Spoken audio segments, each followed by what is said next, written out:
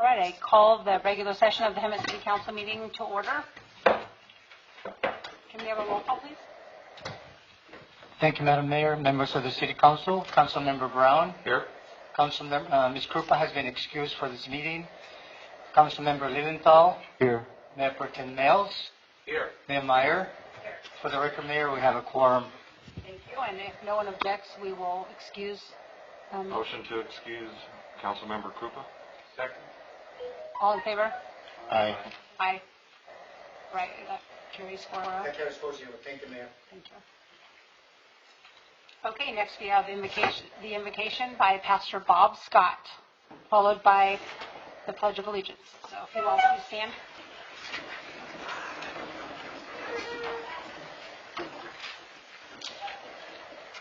Father in heaven, we give you praise, we give you thanks for those who are serving in this area of responsibility.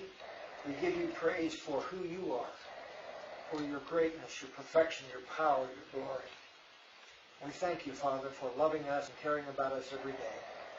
And we pray for these who have a responsibility for our city, that you bless them. You'll guide them, give them wisdom from day to day. Open doors that need to be open and close doors that need to be closed. Help them with their choices, their decisions, to do what's best for our community, our city, and we just give you thanks for them and all the work they do and the time they put in and the graciousness with which they serve. In Jesus' name we pray. Amen. Let's salute to the American flag. Ready, begin. I pledge allegiance to the flag of the United States of America and to the republic for which it stands, one nation, under God, indivisible, with liberty and justice for all.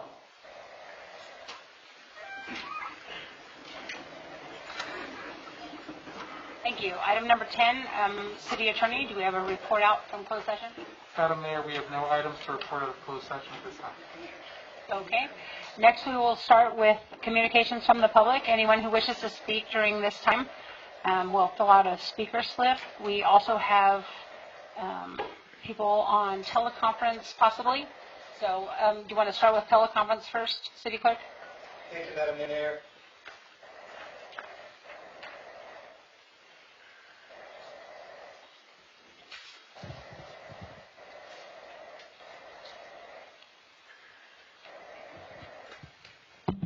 If there's someone on the phone line via teleconference that wishes to address the City Council, please do so. You have 3 minutes.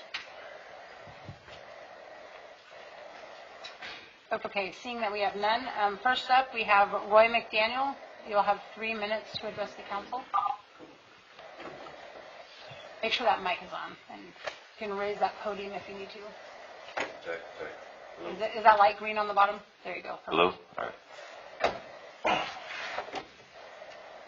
Good evening. I actually should have 9 minutes because I have some minutes that were donated to me. And I was wondering if we can get that PowerPoint available by chance. I did bring a thumb drive. If it's not authorized for use, that's fine as well. I believe that those need to be submitted Okay. when the agenda is. I'll do my best to tell my story and maybe show some pictures as If you could email that to us, we can share it. Just Absolutely. email it to the City Council. He can share it to us. Thank you. Absolutely, thank you. So for those of you that don't know me, my name is Roy McDaniel. I'm a retired gunnery sergeant with the Marines, and I'm also a Wounded Warrior alumni. And I'm here to talk to you about Hemet Youth and their poor baseball history in Hemet. Dating back for as long as I've been here, which is 10 years, they've gone through 4 different baseball presidents there. And even before me, talking to many of the citizens of Hemet, it's been a history of just horrible service for the community of Hemet. Poor management, poor financials, dating back like 20 years. So that's why I'm here. Last year we did an investigation and found out that the current group is in violation of their contract with the City of Hemet. Their name, it does not exist, and the previous day before that is suspended due to taxes. So before the Diamond Kings, which is my travel team, went out to the city of Hemet. We asked them if we could use one field to practice on. They agreed, said yes, so we cleaned the field up. And there's a bunch of pictures here, which I will email them. We took a bunch of pre-fixed photos of the fields, and they were horrible. The kids, the families, the siblings, we all went out there, put in a lot of work, cleaned the fields up, and we came up with a great product. The fields looked great.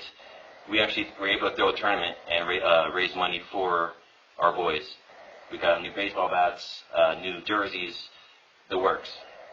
So after this current group, they saw us, did what we did, and what they did, they realized that, hey, the Diamond Kings made a lot of money.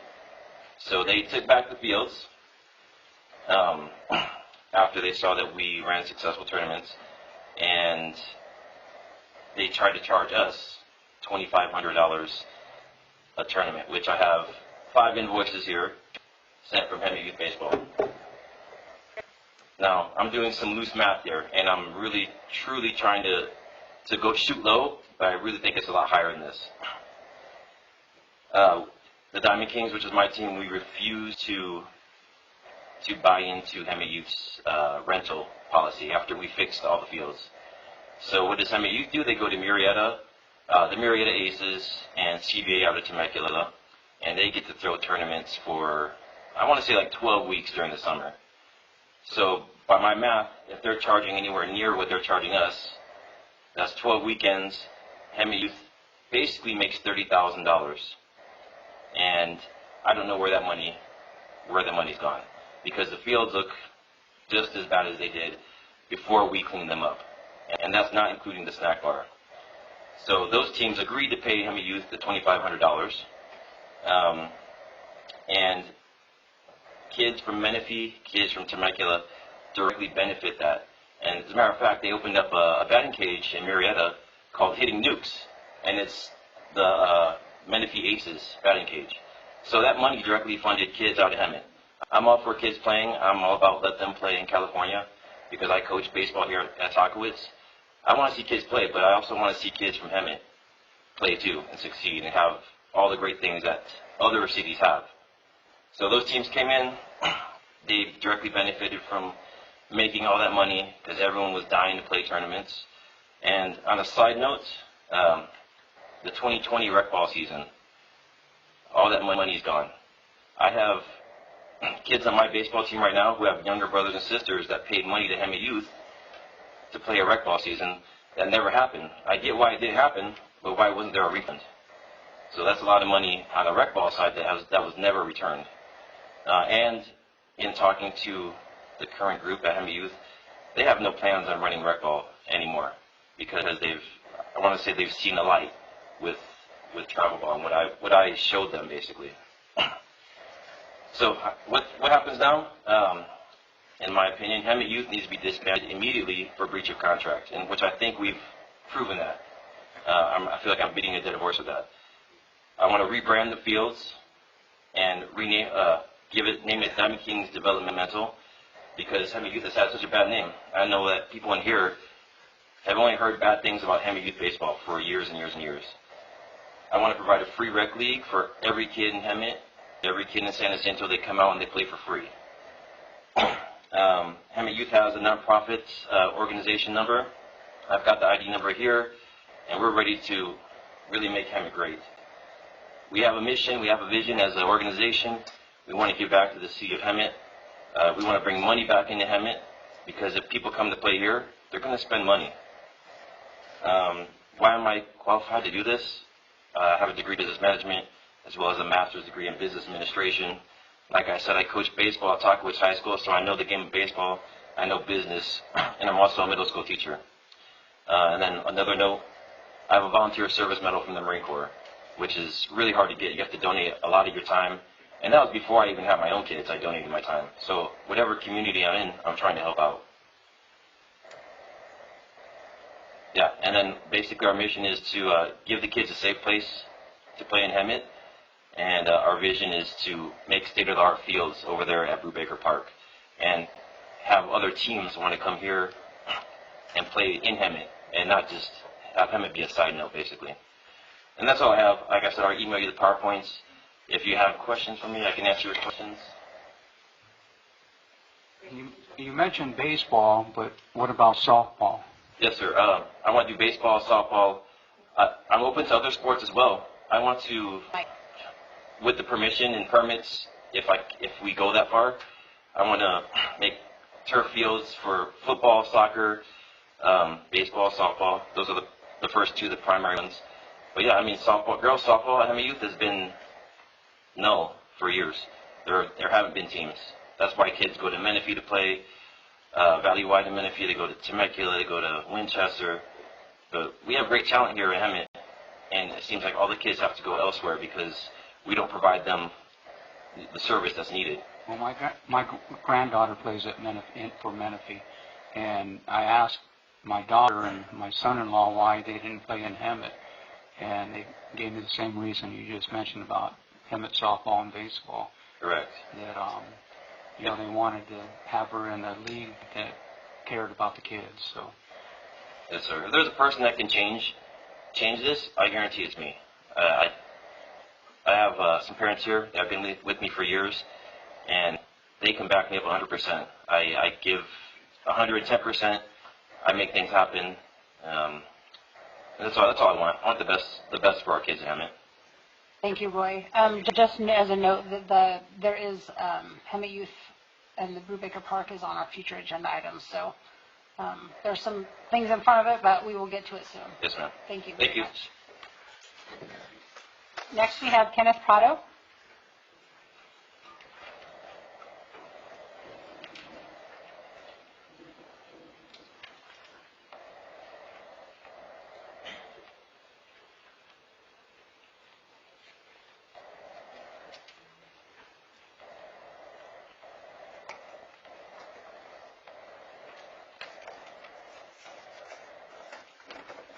Good evening.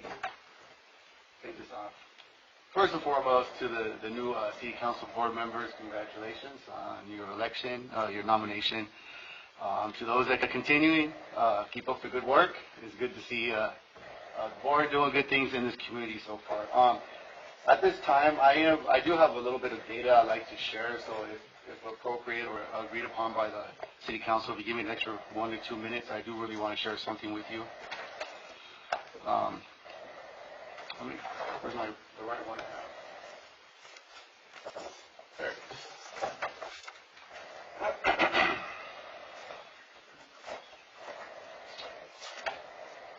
I know this is a little bit out of your jurisdiction, but I just want to make aware to you and to any others that are in attendance exactly what is going on in regards to our voices as parents, in regards to our students at Hemet Unified School Districts. At this very moment, their meeting started at 5:30 tonight. I'm still waiting for public comment. I'm sitting in the back listening, and they're still going over a budget and how they're going to obtain more money to continue going with schools. $15,000 per kid for Hamilton. Like, they're not even in school. So I do have some information. I did write them 2 emails, and I will explain to you the reason why emails are the way of communication with Hemet Unified School District at this point. These were submitted earlier this week. It says, dear members of Hemet Unified School District Board, then I open it up with, you can't make this stuff up. You would think that the entire world would know how the teleconference, RingCentral, Zoom, Google Classroom world works by now. But that didn't keep Oakley Unified Elementary School District's Board of Trustees from bad-mouthing parents during a public WebEx call last week, suggesting that parents just wanted their babysitters back, wanted to get back into ingesting marijuana. Anybody aware of that? One member did ask, are we alone? Before telling the board how she felt about criticizing one parent, stating, B, if you're going to call me out, I'm going to F you up. They were being recorded. It went viral nationwide. Over 7,000 people signed a petition asking them to resign, and that's exactly what they did. Every single member has now resigned. The mention of this is for the following. On March 17, 2020, our own Governor Newsom issued Executive Order N-2920, which allows local and state legislative bodies to hold meetings via teleconference and to make meetings accessible electronically without violating the open meetings laws found in the Bagley-Keene Act or the Brown Act. The reason for voices before mentioned acts and executive order is that the Hemet Unified School District has implemented a time deadline of 1 p.m. the day of the meeting, which is posted publicly on the Hemet Unified School District's websites. In an ACLU letter to San Diego and Imperial County board leaders regarding public comment restrictions last year, the letter was titled Brown Act Violations of School Board Meetings in San Diego and Imperial Counties. In a summary, the letter explained that unlawful restrictions on public comment that have been reported at districts throughout San Diego and Imperial Counties violate both the Brown Act and Executive Order N 2920. And so I'd like you to know the Act requires that all districts and all government entities that do hold forums like this, in California, they allow members of the public to comment on items on the school's board's agenda or any subject within school's jurisdiction. And it states that government bodies must allow members of the public to address them orally during board meetings, but not limited to submitting comments in writing or having someone else read their comments out loud on their behalf. So this is a direct address or a letter from the ACLU. We all know when you get ACLU involved in something, you're violating somebody's civil rights. And so they continuously have been doing this since COVID came out in March. While listening to, I wrote some notes down, while listening to them, waiting for tonight's city council, they actually released some more information. As y'all well know, what do your parents here, how many kids? We were given 2 to 3 surveys for us to fill out. We don't see the data. But tonight they actually announced that as our parents put that 55% of parents agreed to hybrid for the remainder of the school year. Online, 45%. Going into next school year, hybrid, astonishing 74% of us parents agree that our kids should be back in school. That's 74%, almost 3/4 of our school population parents believe their kids be back in school at some level. Then they broke it down by elementary, middle, and high school, but astonishingly, 74% all agreed that starting next year our kids should be back in school. And like many others, I filled out this survey, choosing hybrid for the remainder of the school year, since in-person was not an option. An in-person form of learning for the upcoming 21-22 school year was also not an option. But we weren't able to make comments and give input. Where's our voice? We're parents. And I apologize to everybody in attendance. I do get emotional because I am coming to you as a dad and as a parent. And we all very well know what's going on with our kids. But our kids are being used as leverage. I'm asking the city council to stand behind us parents for any movement that is going to be coming in our city. Our kids no longer deserve to be used as a token for somebody else's political agenda. Hemet Teachers Association agreed that 66% of them think they should get the vaccine. But 40% of them agree that they shouldn't be mandated upon them. Right? I mean, this is ridiculous. High school sports, which is cool. I mean, we're going to talk about baseball, right? High school sports mandate now that they can start playing contact. But how dare you send my kid into a classroom, social distancing with a face mask on with barriers to be taught? They keep on talking about COVID numbers. One thing we all very well know that I want to share, and I'll end it with this, is statistics that are not being mentioned. I myself am a clinical supervisor at an outpatient methadone treatment center for opiate addiction and for painkillers.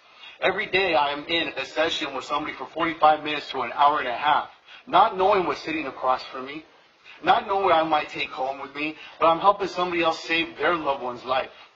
I don't sit there and ask for anything in return. That's my profession. That's my passion. And teachers, I know, are not all being blamed for everything, but I know there's people above them. The Hemet Teachers Association, the California Teachers Association. There's a new, educational system that they want implemented to our kids before they come back. They want to sit there and get rid of, security, to defund things before our kids go back. But the one thing they fail to start talking about is that 51% of our households with children reported often or sometimes experiencing not enough to eat in the last 7 days. And these are all statistics from Riverside County Department of Public Health, from their own website. There has been 175 suicides by our children in Riverside County since March 2020. There have been 6,779 emergency department visits related to suicide ideations and attempts since March 2020, and 66.5% of the youth suicide attempts were among females. 476 drug overdoses from January to October 2020, and that's a 26.6% increase compared to January to October 2019. There are 2 fatal overdose fatalities from ages 10 to 14 and 67 overdose fatalities ages 15 to 24. Now, the impact of child abuse. Total calls that have been received this past year, 35,377. Total referrals received, 17,074. Total investigations, 11,410. Child abuse-related visits to healthcare facilities, 207. And this one is what's amazing. The zip codes with the most referrals, Hemet ranks 5th in all cities in Riverside County with a total of 150 referrals of child abuse. So let's keep our kids safe. I think society, community of Hemet, we have awesome leaders that are before us. The board, I thank you. We need to stand up for our children. They are being killed. That's the truth. That's the bottom line. It's okay to have our kids in hybrid. It's okay for our kids to be in online learning. That's okay. But as parents, we should have a voice. We should be standing up for our kids. And if you want to use me as a martyr in today's society, I will do it. We all know we will die for our children. And we can no longer sit there and let an entity, a people of political power sit there and now use premeditated murder and child abuse upon our children. They know what's going on. And they will continue to use our children as a toy for a raise or how to change the system. I thank you so much for your time. I apologize for getting too much into it, but I think it has been a year. A year. In 2 weeks, it will be 2 years since we all got that phone call to come pick our kids up from the school. And for the board, council, thank you for your time. And I do have any information that I did put together tonight to show it wasn't just Okay, if you give off that of to the me. city It's clerk. actually from our own county's website. Thank you so much for your time. Thank you, Ken, and thank you for being bold and standing up for our children. And next, you have Matt Thornton. Thank you.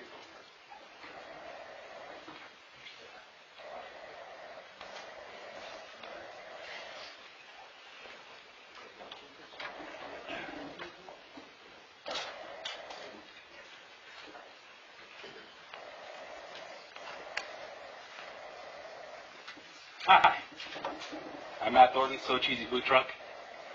My subject tonight is a little less exciting. I just want to make grilled cheese in the city of Hemet. I am a local owned and operated food truck. Some of you might have had my sandwiches at the farmer's market. I operate there on Saturdays, every Saturday, right here in the heart of Hemet, at the downtown Hemet farmer's market. If you haven't, you should. You're missing out. It's really good food. But I'm waiting to find out if I can operate legally inside of city limits. I am approved in Riverside County. I have health department approval in Riverside County. I have a business license to run my business, a legitimate food truck in Riverside County. Hemet hasn't said yes yet, but say yes. Let me get in here. Let me start the food truck revolution that we need in our town. I know that there's people who say, oh, food trucks are going to hurt our other restaurants' business. Look, if, in my opinion, I'm a city resident, right? I live here. I raised my kids here. We're raising our grandkids here, or my kids are raising our grandkids here. Sometimes that's, how it is being grandparents. But the truth is that if you're not going to a restaurant to get a steak at, excuse me for saying so, at Stierenstein, which by the way is a fantastic steak. If you haven't had a steak there, they're great. I'm a big fan of the Stockyard.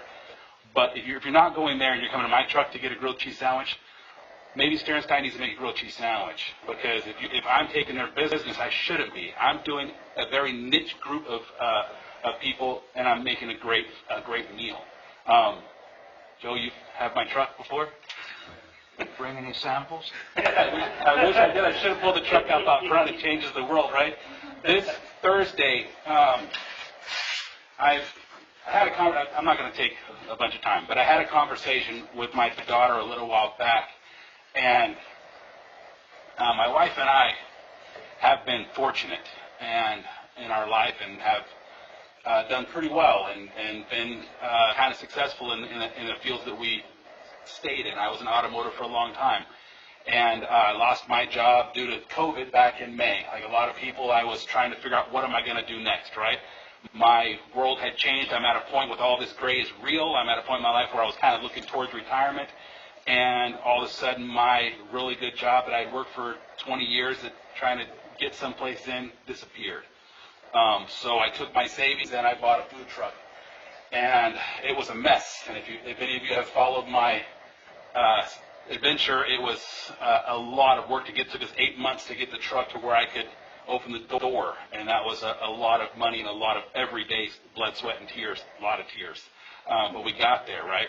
And we opened up in, we opened up in December, and we want to get back. So we are opening up Thursday at Valley Restart Center and doing our first giveaway. I'm going to be doing that monthly over there, at least one time a month, where we're going to be setting up in town and helping make a difference in feeding the homeless in town. So we're the good guys, right? We're the good guys. So Definitely. let's get our approval so that I can open up in town. If we got to put some stipulations. Right now it's just on private property, but we'll let you know if anything, what's going on. Yeah, private property I'm okay with. I won't obstruct traffic. I won't park on the street. I got enough Thank people you. on private property that want me to open up in the city. Okay, But I got to get a license to sell here so that I'm not. perfect. You know, veterans need cheese, grilled cheese too, you know. And I'm going to get in touch with you this week. Okay. Thank you. Thank you, So Matt. my wife got that information for me, so I'm going to create. Perfect, thank you. Consider me a yes. I just haven't gotten to you yet. I have some stuff happening first part of this week. Okay, we're looking forward. Okay, Thank you. Next we have Sue Savage.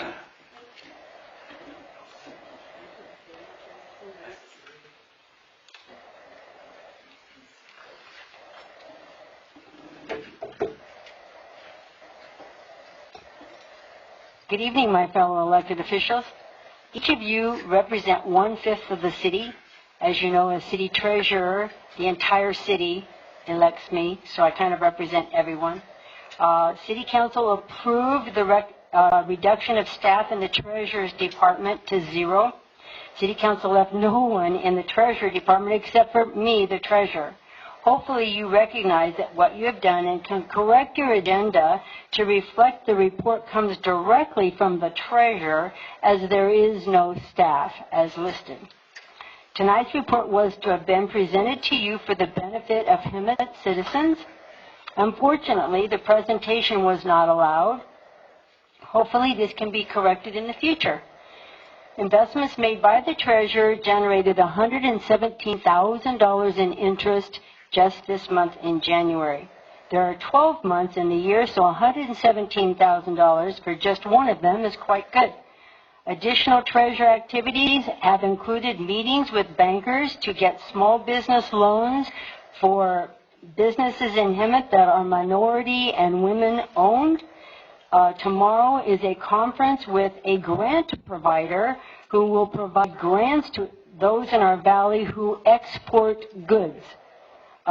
Visiting with the Chamber of Commerce, we have 2 of them. So we'll see how those grants can, see if those people can partake of grant money. We'll see what happens. I pledge to continue to work very hard as treasurer. Thank you. My name is Sue Savage. I am Hemet City Treasurer. Thank you. Okay, next we have item number 12. Oh, I'm sorry. Do we have anyone else on the teleconference line that would like to speak? I know sometimes people will come in and out. We'll just double check one real fast. Well, excuse me, Madam Mayor. We do have a number of folks online. However, it is really hard to determine whether they're here for the public hearing or for items on consent or something else. So I will unmute everyone and ask one more time if they are here for one of these categories. So stand by, please. If there's anyone online who wishes to address the City Council on matters that are not on the agenda, please do so now. If you're speaking with respect to items related to the public hearings, please wait until those items are recognized and called upon by the Mayor. Is there anyone online that wishes to address the City Council? Please speak now. Okay, seeing that we have none, we will move along. I just wanted to double check. Thank you, Daryl. Next item number 12 is the public hearing. Staff will provide our report first before we take any comments. So first item number 12A. Do we have a staff report? Yes, we have HP or David Lennox to provide this item.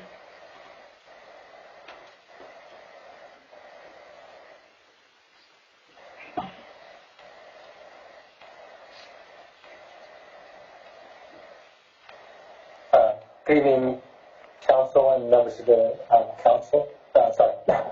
The item 12A is not on the community development. It's the fireworks at the city. Madam Mayor. Thank you, go ahead. Okay, thank you, Mayor.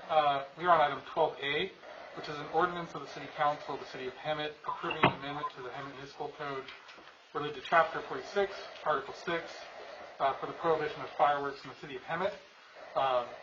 In July of 2020, the City Council for the City of Hemet placed the fireworks ordinance on their to-do list.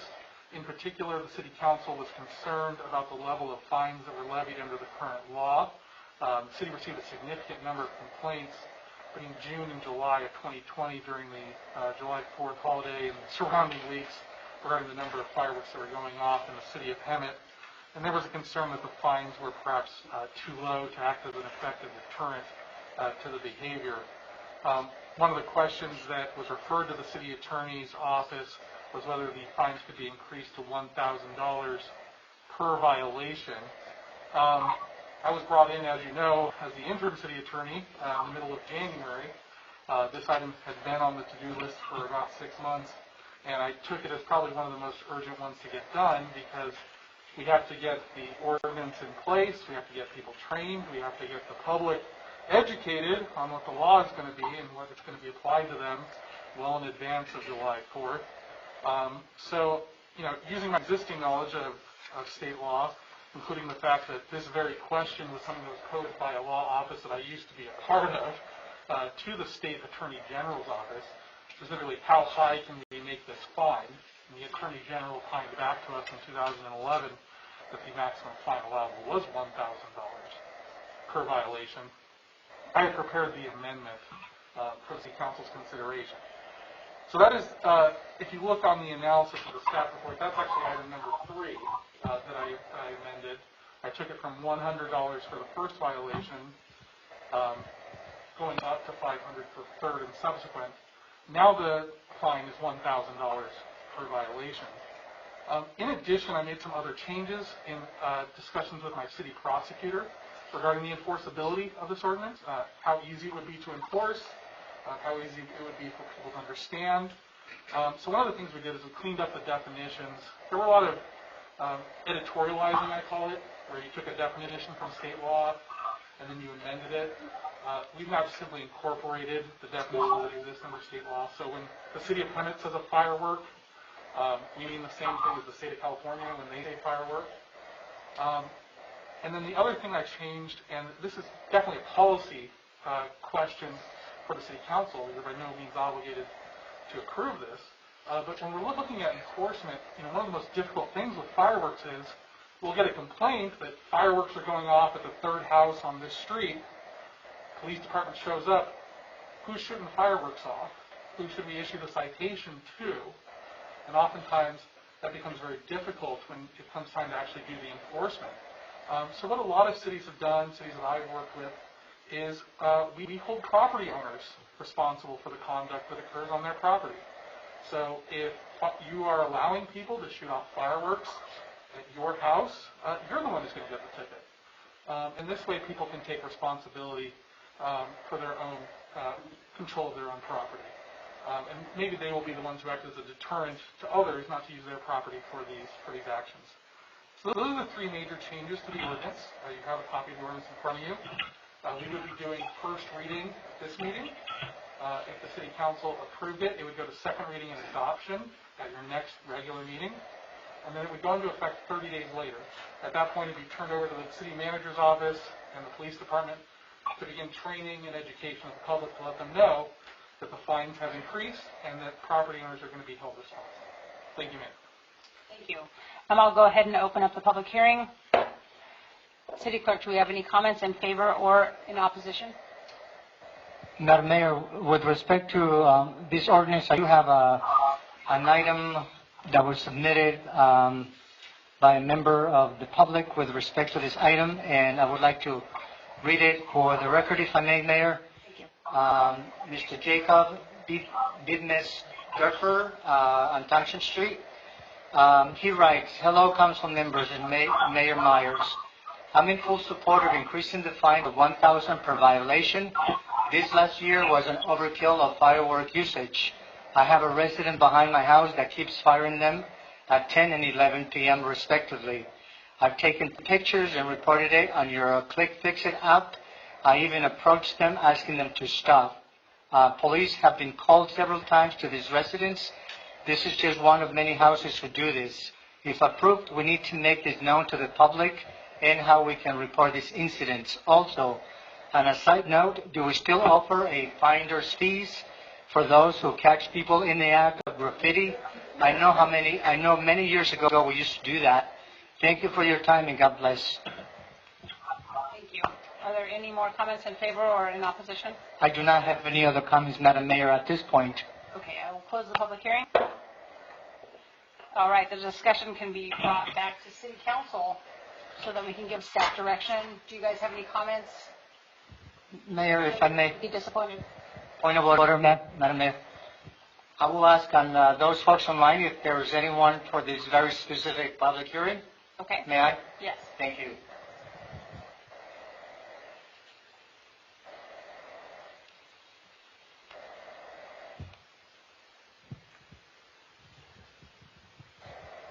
If there is anyone online who wishes to participate of the public hearing on item 12A, which is the fireworks ordinance, you have 3 minutes to address the City Council. Please do so at this time. Here none, Mayor. Go ahead, Russ. Well, I'm totally in support of this. I think ordinances without sufficient teeth are often ignored, and I really like the concept of holding property owners responsible, because that's going to give another tool to our enforcement efforts. Because having been on many of those calls in my previous career, it is very frustrating if you roll up and you don't find somebody actually shooting them off. So being able to hold the property owner accountable, I think, is going to be a real significant resource for us to have to kind of curtail this problem. So I'm in support of it.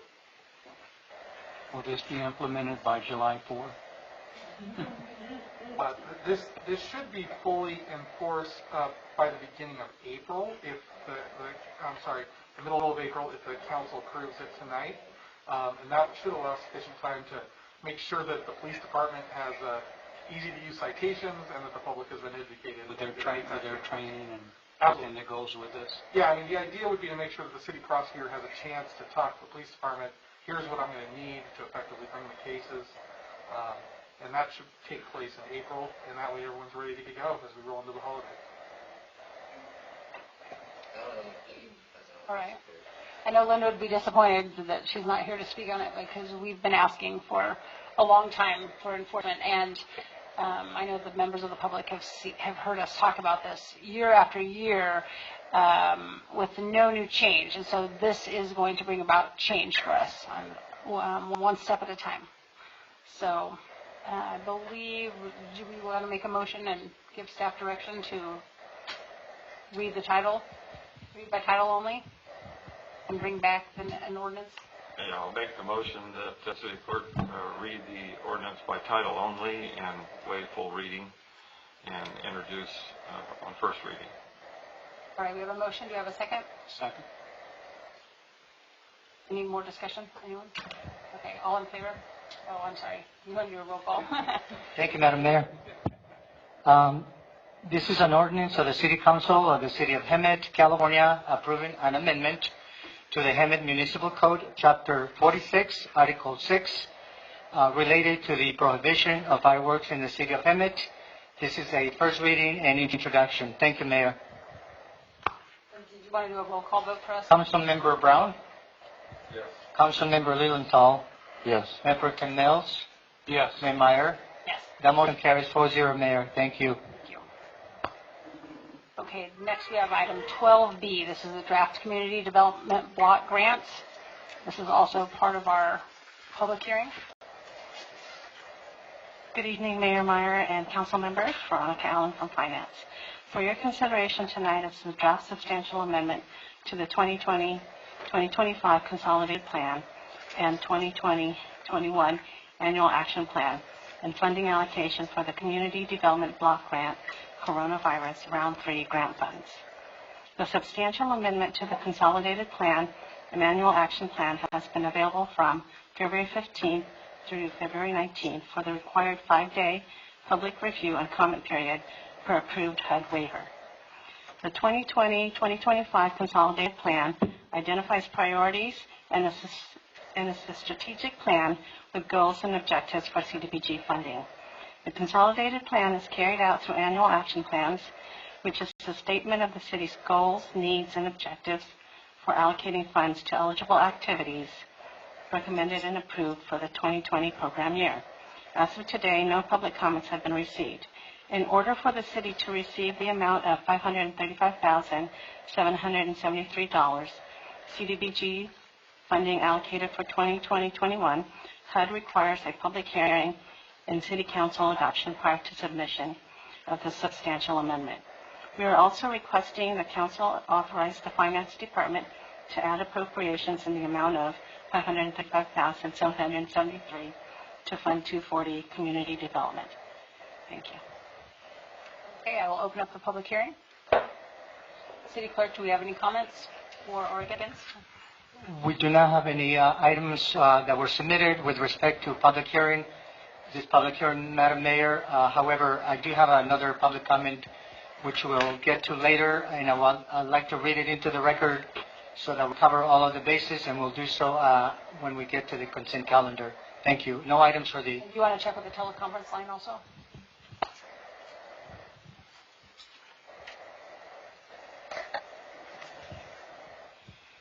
If there's anyone on the teleconference line that wishes to address the City Council on this particular public hearing item, 12B, please do so at this moment. You have 3 minutes to do so. Hearing none, ma'am. Okay, hearing that we have none, I'll close the public hearing. All right, we'll bring it back to council. Do we have questions or comments? Do you guys have any questions or comments? No, we don't.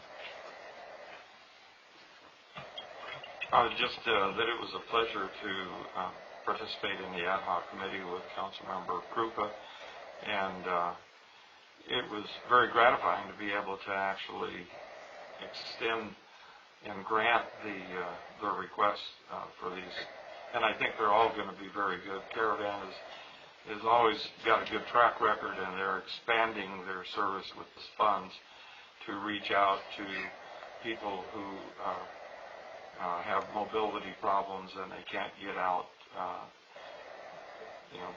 So it's going to enhance their delivery options and be able to serve more clients. Valley Restart, they've got a good track record of doing good things for the services that they provide, and their enhancement is going to provide them to expand their shelter operations, specifically to address COVID impacts. And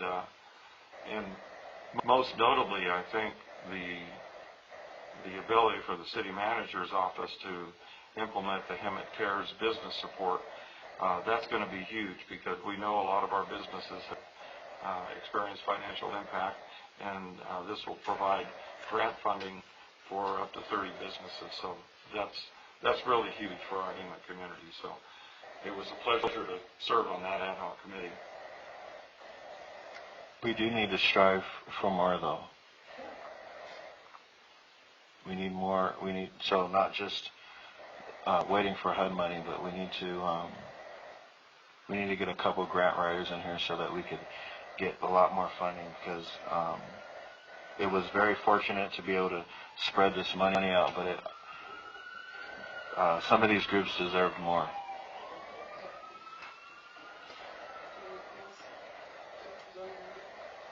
Well, this is different from the other our group, and I'm looking here and I see that Caravan and Valley Restart got money from the other ad hoc committee, which kind of makes me feel like when we distributed money in our committee, that we could have just not even given money to Caravan and Valley Restart since they got a big amount from this group.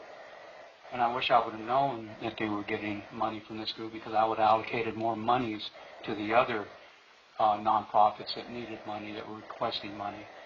And that kind of, I wish we would be more open on the different groups we have here in funding, so we can make a better decision with our nonprofits. Well, I know this is a hard job, and I appreciate what you guys did, Linda and Russ, both of you, and it's difficult. You guys have the next set of grants, or Right. to do, yeah. But, so you know, I mean, it is difficult. Sometimes the the qualifications are different. Sometimes we don't always know that we get this money. That's part of the problem. right, but we were working in tandem. I mean, they did their grants, we did our grants. Isn't there any way we can know what they're giving? And Because of the Brown Act, we can't discuss you can't it. do that. Okay, but to me, it's a waste of money, because we could have gave to other nonprofits. I would respectfully disagree that it's a waste of money. I think that some of the services that were specifically qualifications for serving, getting grant funding for the COVID are different than the regular CDBG. So it's two different, and maybe Angie, can you offer some explanation about the eligibility criteria for the two different? So the CDBG-CV for coronavirus is to prevent, prepare for, and respond to coronavirus. There has to be a tie back to coronavirus. The regular CDBG can be used for anything that is eligible and must meet a national objective, and also benefit low to moderate income residents. So the CDBG-CV is specific to coronavirus. And that's why. It's just different. Yes, So you don't have to feel bad. I do. I'm going to still feel bad. All right. Do we anyone want to entertain a motion to approve this? Motion to approve. Okay. Do you have a second? I'll second. Councilmember Brown? Yes. Councilmember Lilienthal? Yes. Mayor Pro Tem Mills? Yes. Mayor Meyer? That motion carries 4-0 once again, Mayor. Thank you. All right, then we'll move on to item number 12C, the general plan amendment. Do we have a staff report? Good evening, Mayor and the Council. This project is the general plan amendment, specific plan amendment, and for a tentative track map 36841. And I have David Leonard, who is our consultant, who will present the item to you tonight. Good evening, Honorable Mayor and members of the Council. And I just wanted to make sure you could see on the screen the presentation.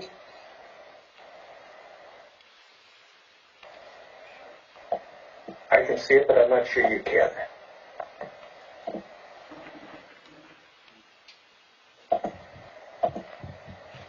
Mr. Leonard, we can see it. You may want you may want to use your PowerPoint full screen. Thank you very much. There we go. We're in business. This is the Rancho Diamante specific plan. The applicant is Strata Equity Group. The representative is Pangea Land Consultants. The property owner is Rancho Diamante Investments. The project is located south of Stetson Avenue, west of Warren Road, and east of the San Diego Aqueduct. This is an aerial photo of the project site. There's a few things that are noteworthy about it. If you look at the upper right corner, you'll see that there's a curvilinear design to Warren Road. That is necessary to preserve some habitat area. That will not change as a result of this development.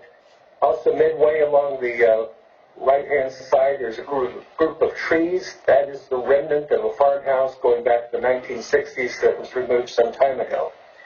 And then also along the southern boundary of the project site, you'll see a drainage corridor built by the developer to the east in order to drain the site into a detention basin. That will be incorporated into this development.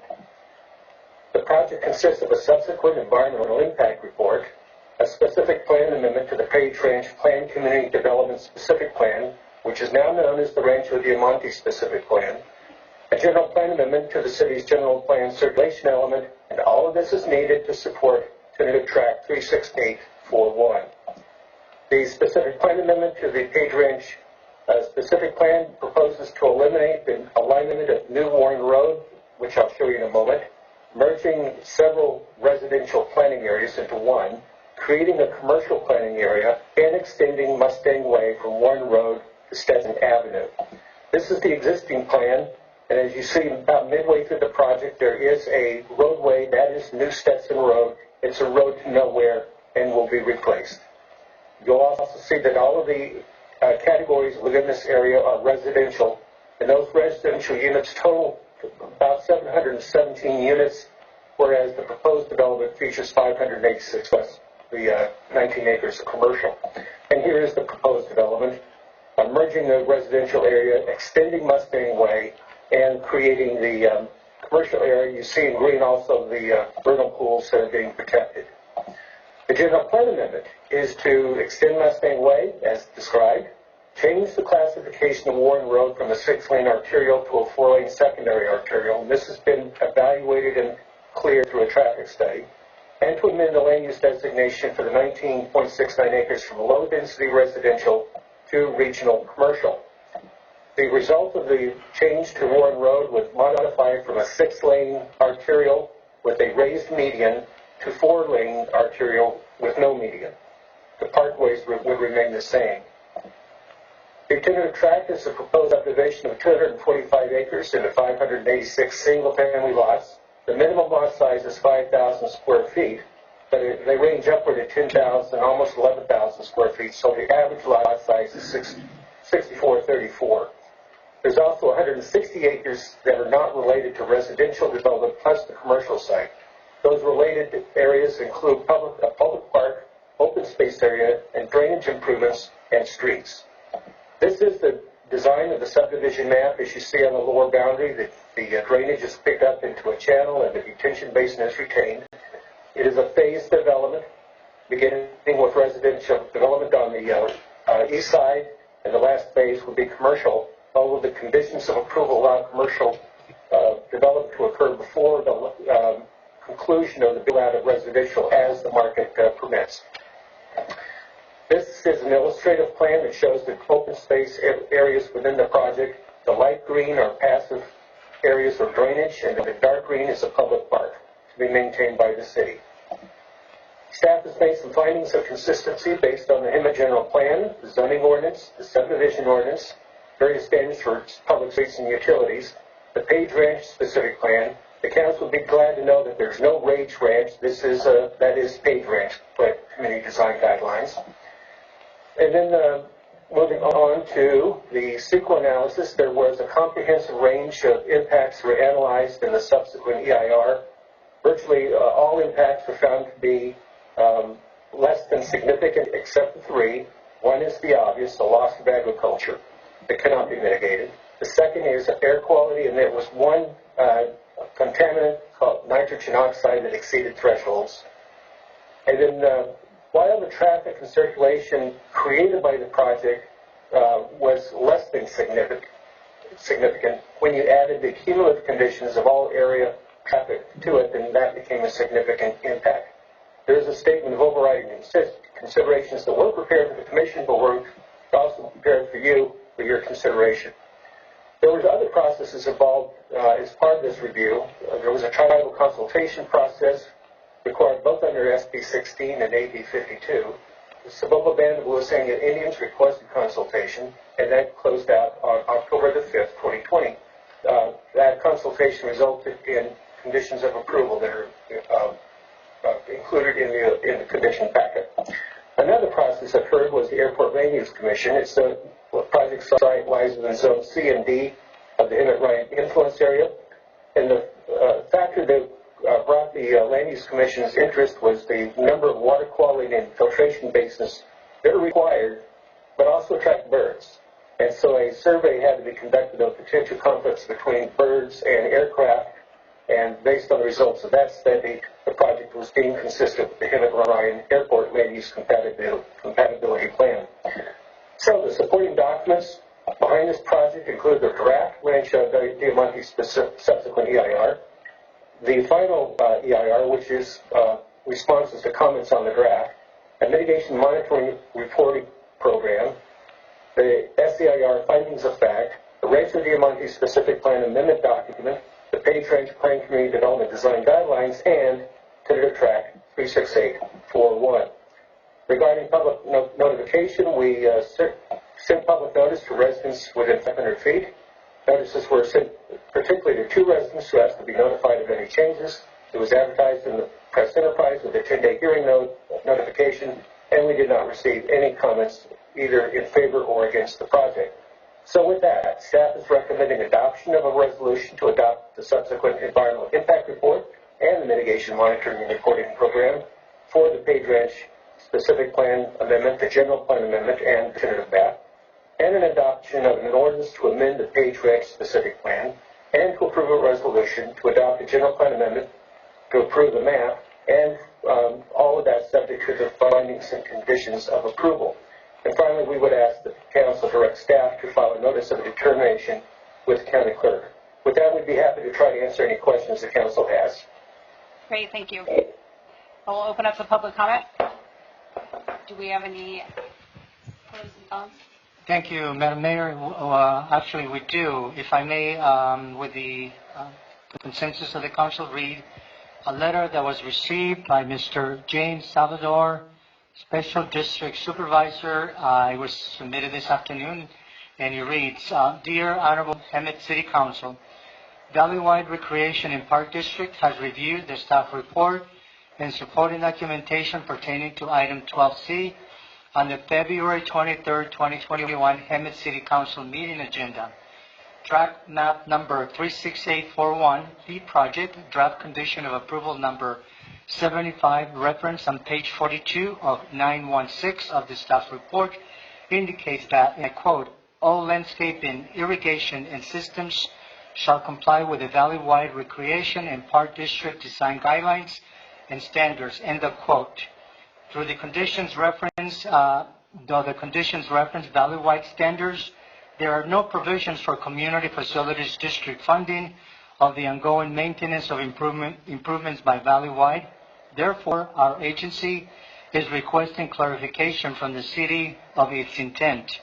It is the city's intent, if it is the city's intent that Valley-wide have any landscape maintenance responsibility over the project, dedicated funding, etc., shall be established prior to our agency's acceptance of maintenance in perpetuity. Valley-wide appreciates our continued partnership with the City of Hemet. Should you have any questions or require additional information, please feel free to contact our planner, Loretta Dominigoni, at such and such number. Sincerely, Mr. James Salvador, Special District Supervisor, Valley-wide Recreation and Park District. Thank you, Madam Mayor. Thank you. Are there any other comments? There is not. However, we should check the line to see if there's anyone that wishes to also offer public input on this particular item. Great.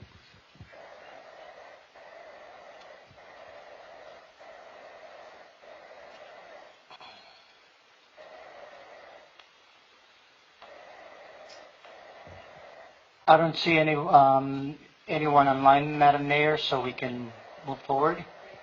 I'll close the public hearing. Okay, before we come back, maybe we can have that question answered on Valley-wide. Did you hear the question? Yes. HP? Sure, let me try to answer that question for you. The reason why we put that language in there is because we do like the Valley-wide standards, the design guidelines and standards, but the city is going to have its own CFD to maintain in the future, so Valley-wide would not be part of this process. Okay, great, thank you. Does anyone else have any comments or questions? Yes, thank you, Mayor. My question is relative to traffic circulation and the fact that the recommended change to Warren Avenue from what was once proposed as divided, I think it was 6 lanes. to a different classification.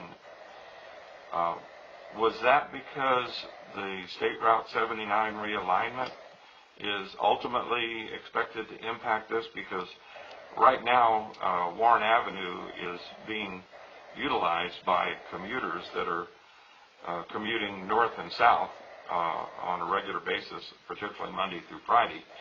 And so that road in its current configuration is carrying a lot of traffic north and south. So I wondered if you could address that. Sure. I can have both our consultant David Leonard or Steve Loiso, our interim city engineer, to address that. David, can you address that a little bit? Yes, I don't think that Highway 79 was the principal consideration. I think the cost of maintenance of the road with the raised median was a primary factor. Also, there's going to be a north-south circulation system designed within this project and to the future development to the south to relieve Warren Road. So the combination of all of those, including Highway 79 ultimately, would serve to relieve the use of Warren Road, which is basically the only option available in this community right now. Okay, I guess, and we have no idea when 79 realignment's ever going to become a reality, but I do know that Warren Road is going to be carrying potentially more, because I would presume that potential residents that move into this development, and I'm not opposed to the development at all, I'm just a little bit concerned about whether or not the plans for Warren Road are sufficient to carry the enhanced traffic that it will. But I'm still not opposed to the project. Exactly, and like what Russ was saying, I mean, do we have any plans for traffic control on Warren Road? Like lights or have a traffic study with that amount of homes going in? So Mayor, if we've got Steve Aristo on the line, if you could provide any commentary on that specific question, Steve? Yes, sir. Madam Mayor, there's actually quite a number of intersections and segments that require improvements. Within the conditions of approval, towards the very end, we have what's called Table A, and Table A identifies all the intersection and roadway segment improvement and mitigations that are necessary. And it's about 16 pages of improvements that are necessary. So, all that information is spelled out about what has to be done. If you're asking about specifically Warren Road, I would just need a minute here to look through to make sure that I pulled up the right one. Because like I said, we have 16 pages of that has to be done. So if you bear with me for just a moment here.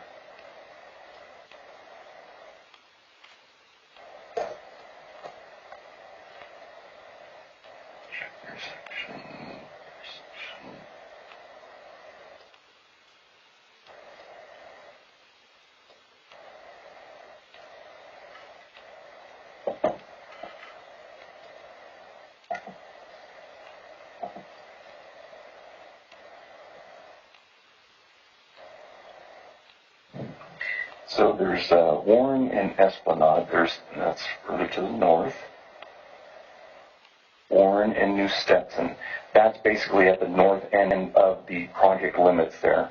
And that was the new geometries that are necessary are northbound at Warren and New Stetson, basically one left turn lane, one through lane, and one right lane.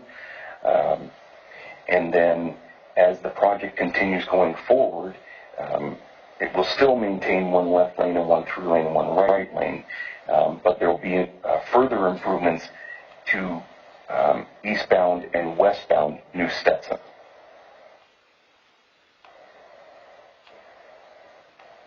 Right, and there's no chance of you coming back and asking us to waive these, because, we see that stuff, and I understand it costs money for developers to develop their land, but we have to look at the infrastructure of our city at the same time. I know you can't, I know you don't, read into the future, but you understand what I'm asking? Madam Mayor, I didn't fully understand the question. Do you think that there's a chance the developer is going to come back and ask to waive having to I'm make sorry. these types of Yes. developments? Any developer may come back and ask anything they like, I guess. But in this particular case, this is a condition of approval. So the idea is that as this project is being built in the different phases, and that's spelled out in this table A, but as the project is being constructed in the different phases, this is telling the developer what they have to do, regardless of whether or not it is the current developer that's processing this, or if it's sold off into any other smaller bites of land. And so, you know, we run into situations a lot of times where they always want to change things, but at this point, no. There's the information that's spelled out in here is taking into consideration the traffic impact analysis as well as the general plan requirements. Great, thank you. Council members, do we have any other questions or comments for staff?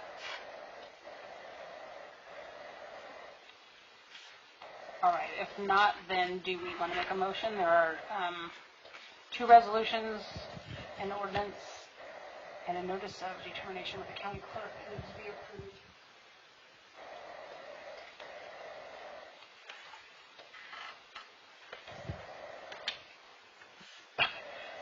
I'd like to make a motion that moves approval. Okay, I'll second. We have a first and a second. Any more discussion? No. All right, let's have a roll call vote. Before we get to that point, Mayor, I'd like to read the ordinance into the record as follows. An ordinance of the city, an ordinance of the City Council of the City of Hemet, California, amending the Page Ranch Specific Plan SPA 15-001 Rancho Diamante Phase 2. This will be first reading and introduction, Mayor. Thank you.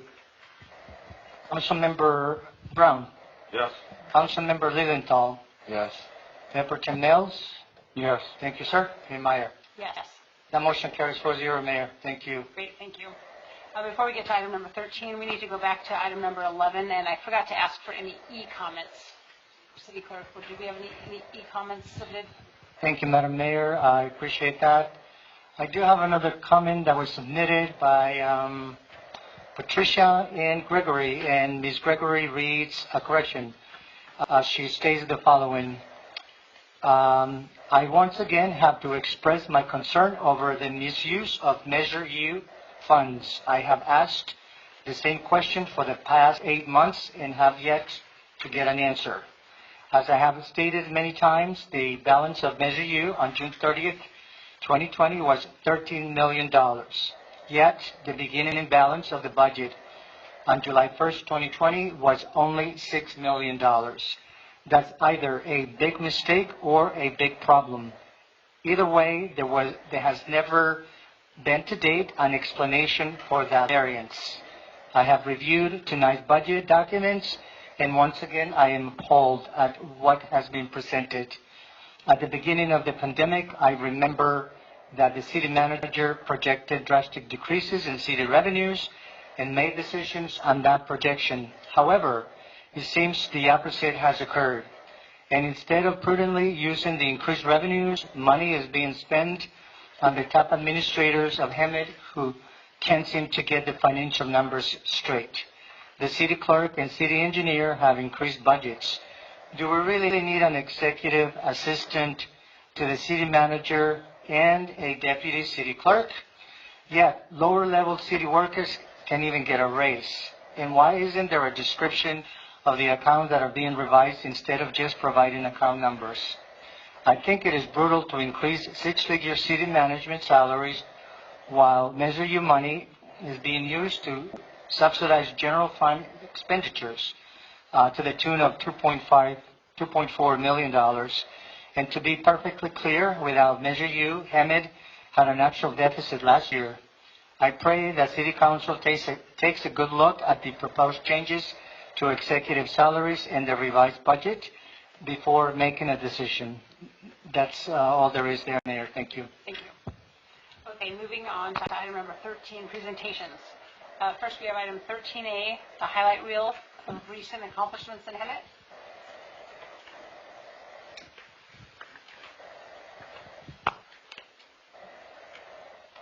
So Mayor, while this is getting queued up, we do have Ty from IT who will queue this up. This item is reoccurring every so often.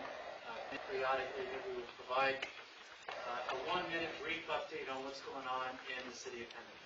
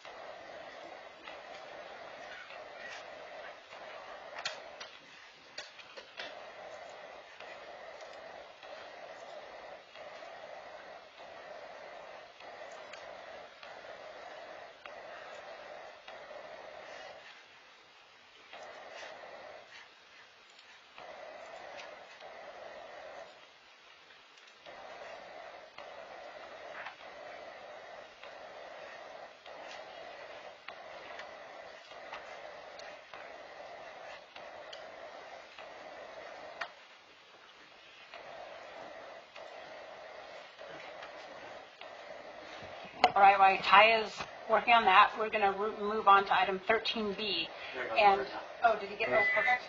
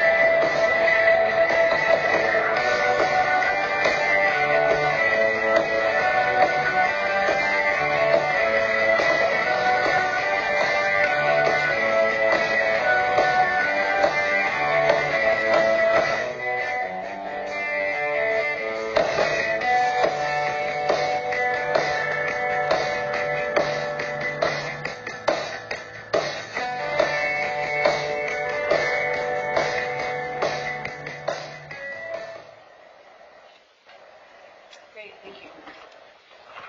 Are you guys going to post that on social media? Yeah, so That's good. after sharing it tonight, we will be posting it on social media, Nextdoor, Instagram, Twitter, Facebook, all of our social media. And what did you say, quarterly? So we've done them probably about every month or Okay. so. And we try and just put what's relevant out there and keep people apprised of what's going on. Big Good. ticket items. Positive, very, very good. Thank you. Okay, item 13B is a proclamation honoring Rick Bishop. He has been the executive director of WRCOG and is retiring. So we will be presenting this to him. And I'm not going to read it all, but he served for over 20 years as the executive director of WRCOG across Riverside County. So we want to thank him for that. Okay, item number 13C. We have some Black History Month presentations. Malcolm Lilienthal, our councilman, and if we want to have Cindy Limke from the chamber come up, and they're going to make some presentations.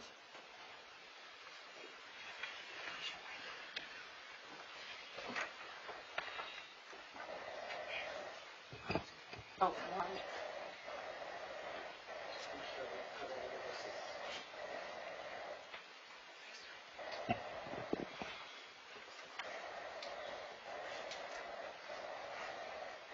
February marks Black History Month, which is a time to commemorate and reflect on remarkable African American trailblazers who left enduring legacies by igniting a desire for hope and change. In honor of Black History Month, we've gathered the most inspiring quotes from powerful Black leaders. The leaders have shared thought-provoking ideas that have forever impacted us and continue to encourage us. May these wise words and dreams, humanity, and freedom inspire you, influence you, and challenge you. The cost of liberty is less than the price of oppression. W.E.B. Du Bois. Education is the most powerful weapon which you can use to change the world. Nelson Mandela. In recognizing the humanity of our fellow beings, we pay ourselves the highest tribute. Thurgood Marshall. Hate is too great a burden to bear. It injures the hater more than it injures the hated. Coretta Scott King.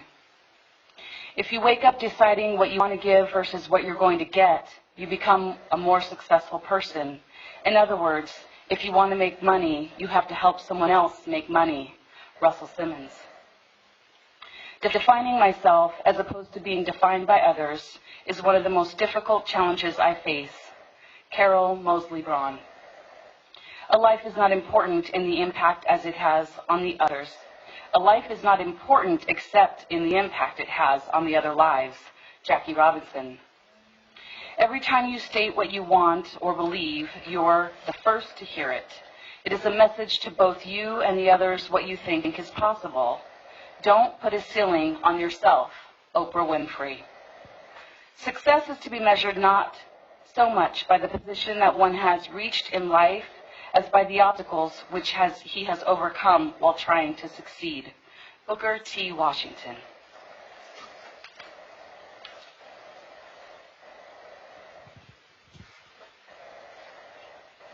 One thing I wanted to do is I wanted to recognize some individuals here in the city of Hemet who have shown leadership and either, in all kinds of capacities that I may not even know of, but I know that some of us here own businesses, some of us here are managers, but I just wanted to commend your leadership and, from doing something different from what our population is known stereotypically.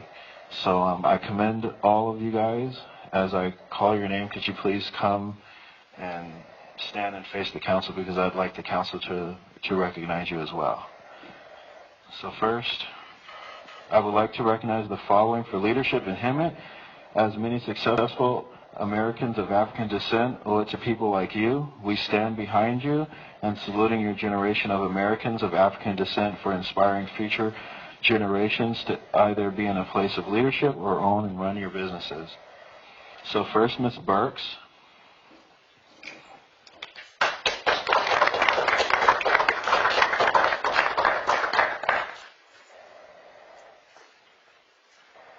Thank you. Ms. Burks owns Yasmin's Beauty Shop Supply in Hemet.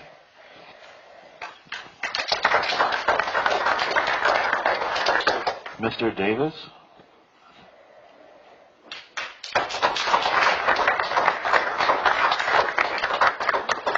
Mr. Davis is a manager here at Lowe's.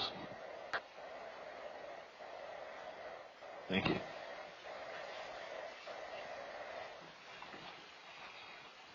Mr. Moore.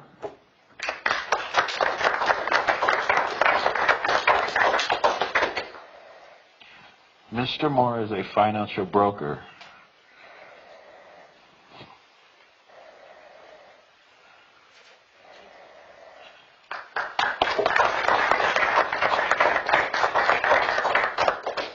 Mr. Saunders?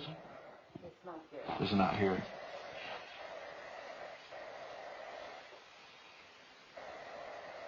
Mrs. White?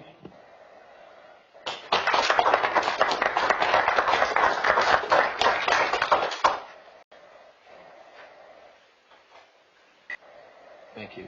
Mrs. White owns Creative Administrative. She's a creative administrative strategist. Mr. Burns?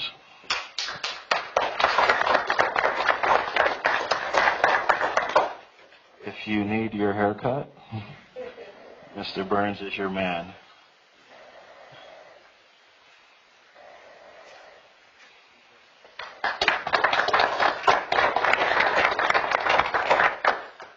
Mrs. Mazingo?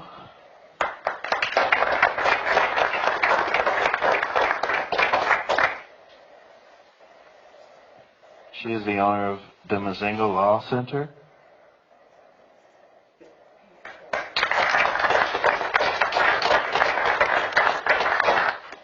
And we have Lamont Johnson, Deborah Johnson, who own Big Daddy's Cheesesteaks.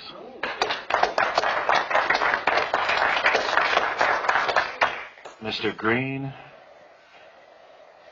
and Mrs. Scott.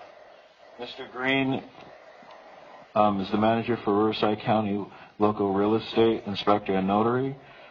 And Mrs. Scott is owner of PK Booking.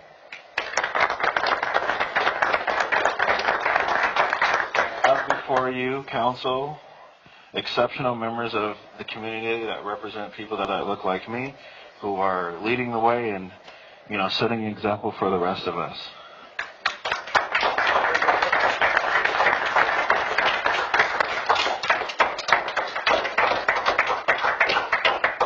Appreciate you guys for coming. Yes. I have to be first. You know I don't mind. I accept this award, not for myself, but for all those veterans that are on the street, for our single parents that are living in their cars with their children because they cannot afford child care and housing, for our senior women that are unable to care for themselves when they lose their partners, and especially for our children that have been kicked out of the system age-wise and are unable to support themselves without a job and without proper education. I accept this for all of those people. They are not of one color. It is a shame that February has to be a special month for people of color of African diaspora. We are all Americans. We don't need to have a certain day for anybody in particular. It's a shame that we have to have Mexican Heritage Month. We are all Americans. And when we start living like that and addressing one another and respecting all, we won't have to have this. We shouldn't just have African American descent up here. We should have people of every race. So hopefully someday that will happen. And I hate to do this, but I have to. Madam Mayor, you are the leader of our city. When you walk in these doors, there's big signs everywhere that says everyone must wear a mask and everyone must distance themselves. And I find it appalling that you won't do that. And Vice Mayor, you got it on now, but you didn't have it on for a while. I don't wear this for myself. I wear this for you. And I hope that you would have the same respect for us. And I thank you. I thank you for this award. We all do. Thank you. Does anyone else have any remarks? Class dismissed.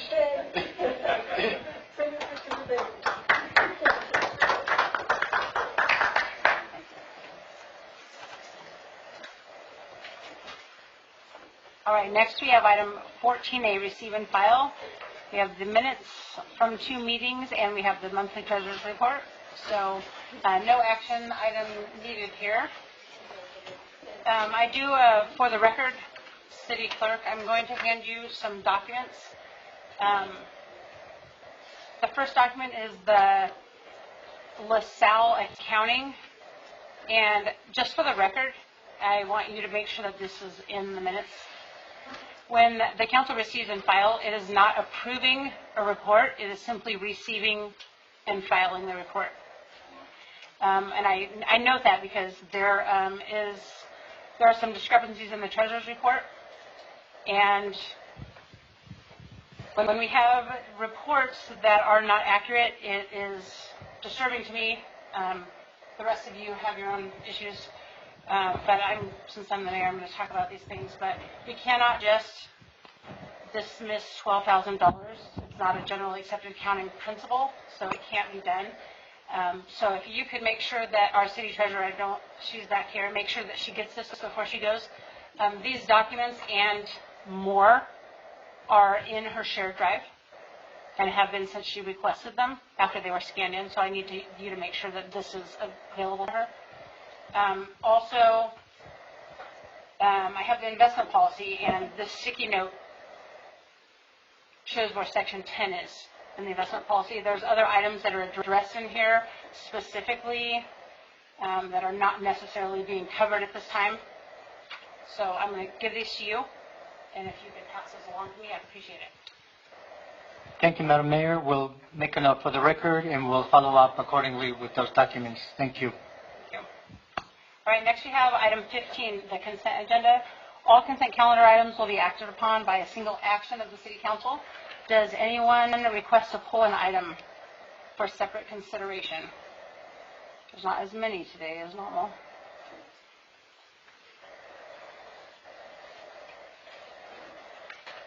Anyone? Mayor, I would like to ask that we pull item 15D just for a presentation and have staff present that to the council and the public. Okay. Anyone else? Yeah. All right, do we want to have a motion for items 15A through C? I move approval of the remaining consent calendar items. Second. Member, question, Councilmember Brown? Yes. Councilmember Lilienthal? Yes. Mayor Pro Tem Nels? Yes. Mayor Meyer? Yes. That motion carries with the exception of item 15D as articulated by the city manager. Thank you, Madam Mayor. Thank you. You want to give a staff report for item 15B? Yeah, I'll just provide a brief introduction on this one. Over the weekend, we did have a call from a council member asking about some of the details associated with this project. We felt that it was really important to provide some of the background because it's probably been over a year since the council last talked about this, and we wanted to recap the discussion that happened over a year ago and then walk the council through to how we got to this point to today. So if you want to go ahead and give the presentation on your side? Sure. Good evening, Mayor and members of the council. This item before you is a Automall credit agreement. The applicant for this credit agreement is Don McCoy. He's the developer for Hemet Automall LLC. The project is located at Hemet Automall southeast corner of Warren Road and Auto Boulevard. This is the adopt a resolution for a credit agreement for Don McCoy on development impact fees and transportation uniform management fee for storm drain installation at the Hemet Automall specific plan and submit the TUMP credit agreement to Western Riverside Council of Governments. On November 12, 2019, it's been a while, a work study was done to the City Council. It was presented to discuss regarding the credit agreement with the developer of Chrysler Dodge Ram Jeep dealership. Don McCoy was the developer for that. The City Council directed at that time directed staff to draft a credit agreement for approval at future meetings. Now we're finally bringing it back to you. With the new development of the dealership, Warren Road improvements were completed out of Boulevard and Whittier Avenue. A 30-inch storm drain also was installed along Warren Road. Also includes a 25-foot landscaping strip along Warren Road. Developers requested assistance due to the high cost of improvements and associated fees. The relocation of the dealership increased in size by 50%, and it also increased in sales dollar taxes, as well as the employment increased in employment. The red dotted line area looks like it moved based on the slight, sorry about that. Let me go back to that. So it's along here, along Warren Road, this section here, and this area right here. So the next map kind of shows a little bit better. And those are the areas that were improved.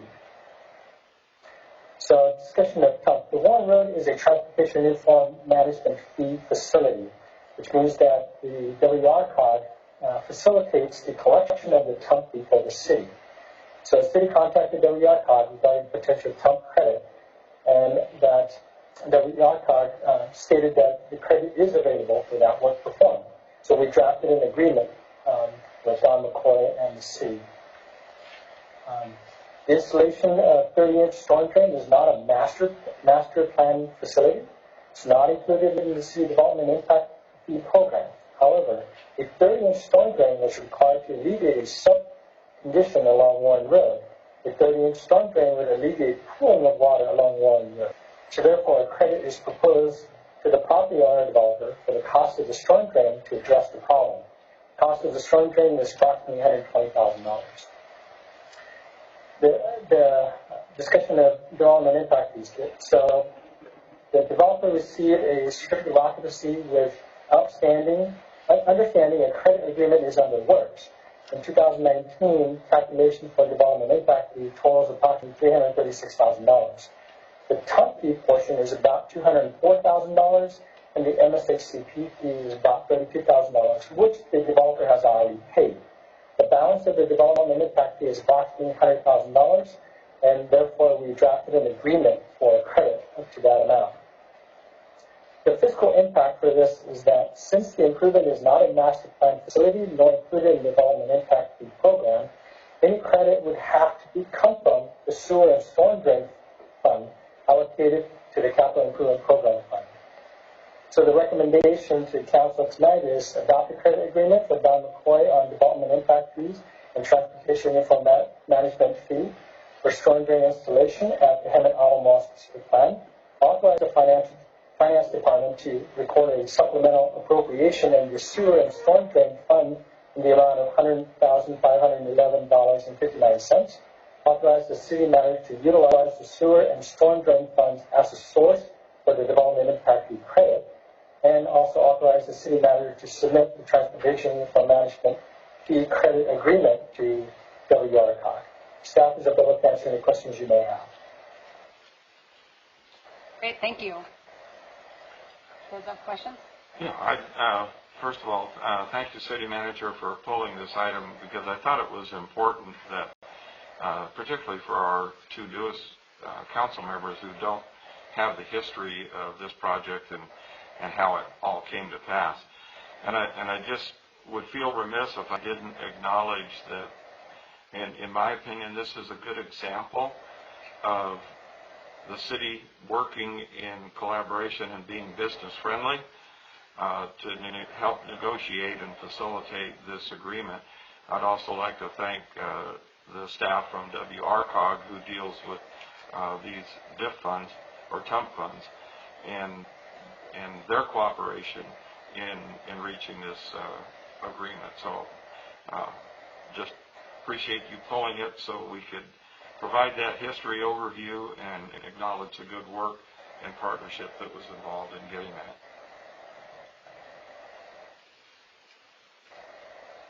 I appreciate it as well. How do we get that to happen for other areas?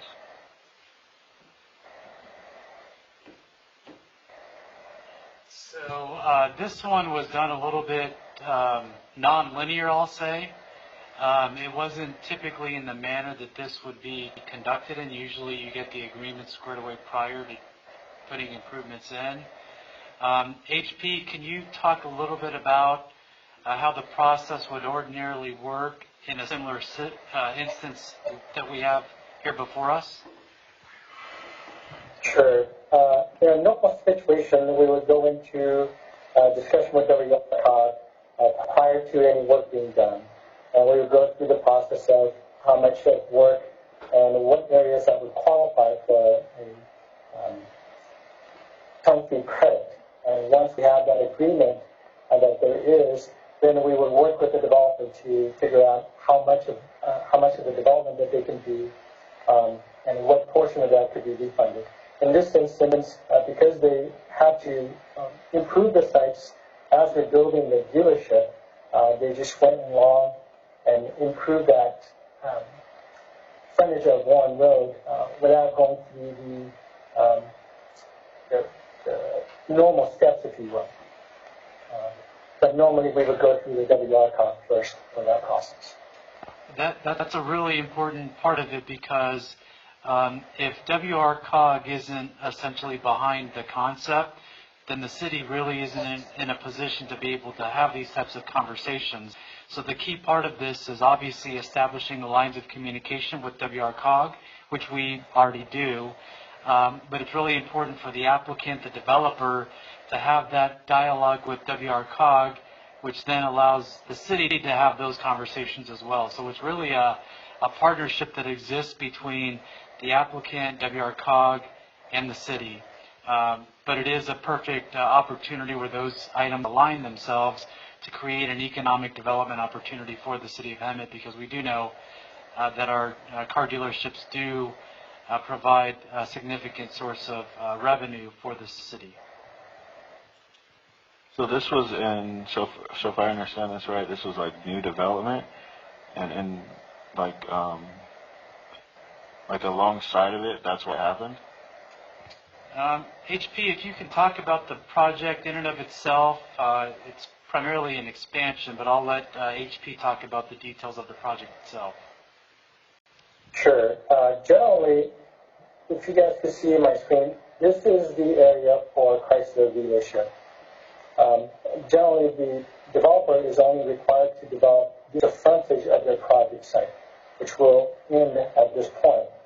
But because we extended that all the way down to Whittier Avenue, improving those areas and alleviating or resolving the issue of having water pool along Warren Road, we really felt that those additional steps that the developer took really corrected the issue that city might one day will have to address. But because they had the equipment out there, they were working on it, it was easier for the developer to go in and develop that whole section out that will help out his development in the future because he does still own these two properties to be developed in the future, and that it would also resolve the issue that we had on Warren Road for water pooling. That makes sense. I'm just trying to figure out how to help Sanderson out. Sanderson, between Menlo and,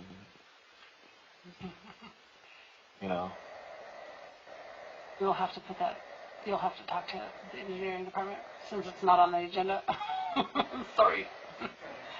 Okay. So does anyone else have any more questions for HP on this item? No. I move approval of item 15D.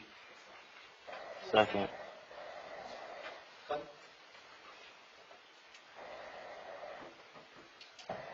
Councilmember Brown? Yes. Councilmember Lilienthal? Yes. Mayor Pro Tem Mills? Yes. Mayor Meyer? Yes. The motion carries 4-0, Mayor. Thank you. Okay, next we have item number 16, action items. First item up, 16A, a resolution to enter into an agreement with Riverside County Public Safety Enterprise Communication Systems. We have a staff report on this.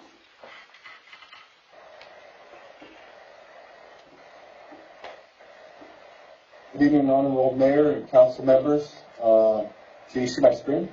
Yes, sir.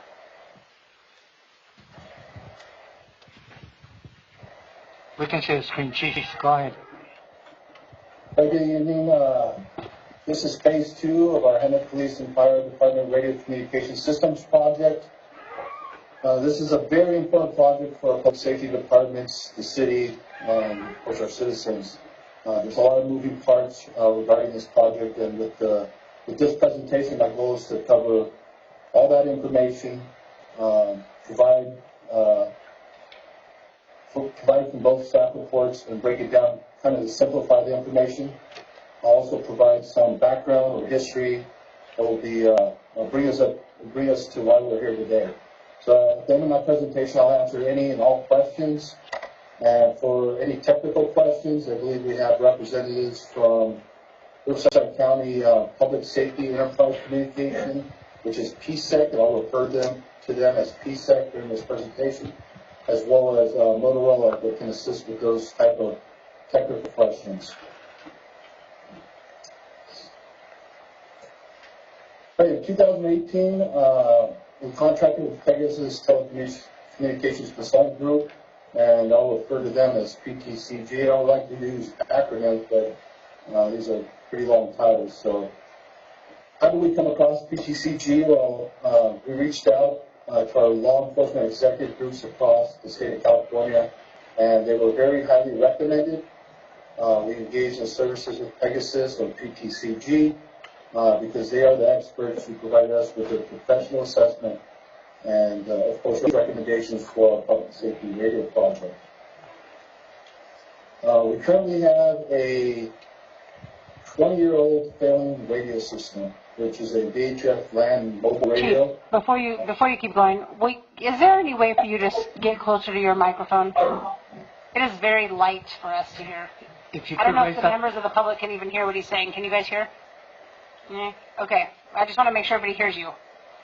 Okay. I was talking about our 20-year-old family radio system, which is a VHF land mobile radio with 4 repeater sites. Those 4 repeater sites currently are Platte Ridge, North Mountain, Park Hill, and Simpson Park. To include our main tower that sits next to our Public Safety Communications Center, which was built in 1999, and that's that large tower you see in our police parking lot out back. We looked at options to best serve police, fire, and of course the city of Hemet that will afford higher reliability radio communications, flexibility, longevity, and best value. So in 2019, we appropriated Metro funding for this radio project. We separated the project into 2 phases. And the reason is the radio companies build radios, as you know, and microwave companies build microwaves. Big companies do both, but most of that work is contracted out.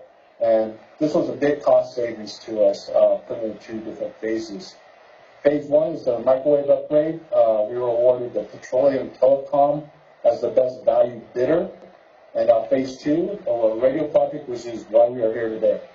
So 2020, we awarded Petroleum Telecom for phase 1. The total amount of that was $682,776.16. Of course, this is a turnkey microwave radio system. Currently, we have 4 sites, 5.8 gigahertz, and we're moving towards a 3-site, 11 gigahertz. So much better, much larger. And those sites will be Platte Ridge, North Mount, and Simpson Park. So we'll be excluding Park Hill, better coverage. And important to mention, we put a work group together for this project, which included the police department, fire department, IT, public works, and PTCG, and finance. This was a successful working group that conducted sidewalks. They reviewed all RFPs. They interviewed all the vendors, and we initially started with 11 vendors. Out of the 11 vendors, we had 5 vendors provide us with 7 proposals, 2 being alternative proposals. So we began work in 2020 with a completion date that will be this April of 2021. And just as a reminder, I noted down one of the bullet points, council awarded contract on April 14th, 2020, and was informed of the radio component that is necessary for completion at this time. So 2021 today, we are at phase 2 of the public safety radio project. Phase 2 radio project, independent radio system versus PSEC subscription. We focused on the following bullet points to make our overall decision where we're going with the radio project. So the first we looked at was option to best serve police, fire, in the city of Hemet. This is to continue to serve all 3 and maintain the ability to communicate with all 3 areas. So that's police department, fire department, and public works. We looked at reliability and interoperability, which includes radio coverage, signal reliability, redundancy, and easy integration with our VHF system, which we will maintain for interoperability between the departments. And we also looked at, to include interoperability with all other law enforcement agencies in Riverside County. We looked at management and maintenance reliability with the ability to have a 24/7 support for any type of failures, software updates to include maintenance and repair. State compliant encryption mandate. As of January 1st of this year, DOJ mandated that we either implemented, which required encryption for all law enforcement agencies due to confidentiality in the California Law Enforcement Telecommunications System, which is also known as CLEX. So that was a mandate by DOJ. We looked at frequency and site availability, which is the ability to obtain a frequency for a new radio system, and obviously cost analysis, so obtaining a reliable radio system at a cost that is affordable and best value. Riverside Community Public Safety Enterprise Communication System, PSEC. What PSEC has to offer in regards to our decision to move forward with this subscription is that PSEC currently supports all other Western Riverside County agencies. Those agencies are Marietta, Menifee, Riverside, all contract cities, Verona, Banning, Val Verde School District, to include future subscriptions for all Eastern Riverside County law enforcement agencies jumping on board, which is, when I say Eastern law enforcement agencies, we consider them ERICA agency. They're on an ERICA platform, which is also a value system, and they're moving over to PSEC. Those agencies include Beaumont, Palm Springs, Cathedral City, Desert Hot Springs. I believe that's most of them. So we took a look at that. And then onboarding incentives, just prior to fiscal year 2020, 2021, Riverside County Board of Supervisors approved an onboarding incentive, which assisted with our decision due to the cost savings. And in a future slide, I'll kind of break that down to see exactly what that onboarding incentive is. We also considered operational considerations, again, reliability, coverage, interoperability, and redundancy. Time of implementation, with PSEC subscription and completion of phase 1, which will be in April, onboarding to PSEC would be completed just prior to July 1st of this year. So public safety, independent city-owned radio system versus public safety enterprise communication system. Now this chart is a cost comparison over a 10-year period and a subscription breakdown. What is provided is the best case scenario for city-owned, and of course the worst case scenario for PSEC. So just to give that understanding before I go into that chart. I say that because as more user groups subscribe to PSEC, a subscription reduction is associated with that. So if you look at the left column, where it says city-owned and the startups, so the first two columns, for a city-owned startup cost would be $3.4 million. For a PSEC subscription, we're looking at $1.492 and change. So year 1, it goes all the way to year 9. There's maintenance involved in the city-owned, so year 1, obviously, there's not going to be any maintenance involved. Year 2, you'll start to see it increase to year 9, and then year 10. So the total for city-owned at the end of 10 years would be $6,277,067. PSEC subscription, it's a startup, is $1,492,616. And then for each year, this includes the onboarding incentive, which I'll discuss below. So the first year, which is $95,440, once we get on in the new fiscal year. Year 2 would be $190,859, and then year 3 would be $286,300, and then year 4, which is 100% of the cost, would be $381,718, and that cost would maintain. So the total there would be $4,737,241. So there's a savings by going over to PSEC of $1.5 million, and that's that red number on the bottom of the chart. To better understand the PSEC subscription rates per radio, it is currently, with us jumping on board, it reduced to $167.42, so it's $167.42. And that's based on a total of 190 police radios. So the onboarding incentive does not change for the new subscribers. It's directly related to the fiscal year, as I will explain below. The yearly cost per radio maintains at $381,718 based on those longevity years down the road. And that's the total amount for radio subscription. Now, if you look at where it says PSEC onboarding incentive cost per radio, so Board of Supervisors, prior to this fiscal year, provided this onboarding incentive cost and approved it. So fiscal year 2021 was 0%. Unfortunately, we're doing our build right now, and we would be able to entertain that.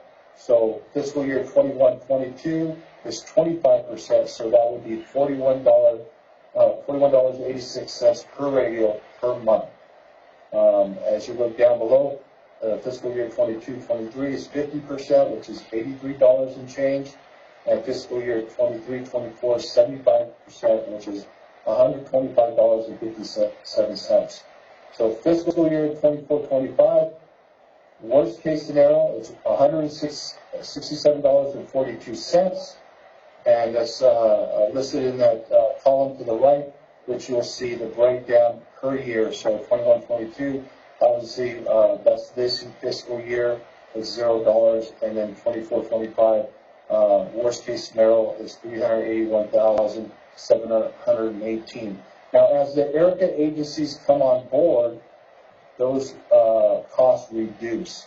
So, but this is a worst case scenario. I don't want to give you any numbers that I really don't know at this point, but this is what the cost would be total with the savings of $1.5 million.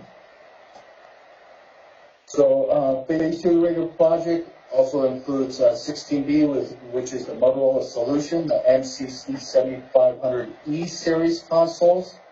Now, this is necessary to purchase 6 MCC 7500E consoles for each position in our communication center. So we have 6 dispatch centers and 6 consoles would have to be purchased. This is a PSEC authorized equipment, which means that this is the only option allowed on PSEC. So this is the only thing we could bring on. Integration with VHF or fire and city department interoperability. This is really important and will be seamless to continue communication and talk to one another in the city. That's Public Works, Fire Department, and Police Department.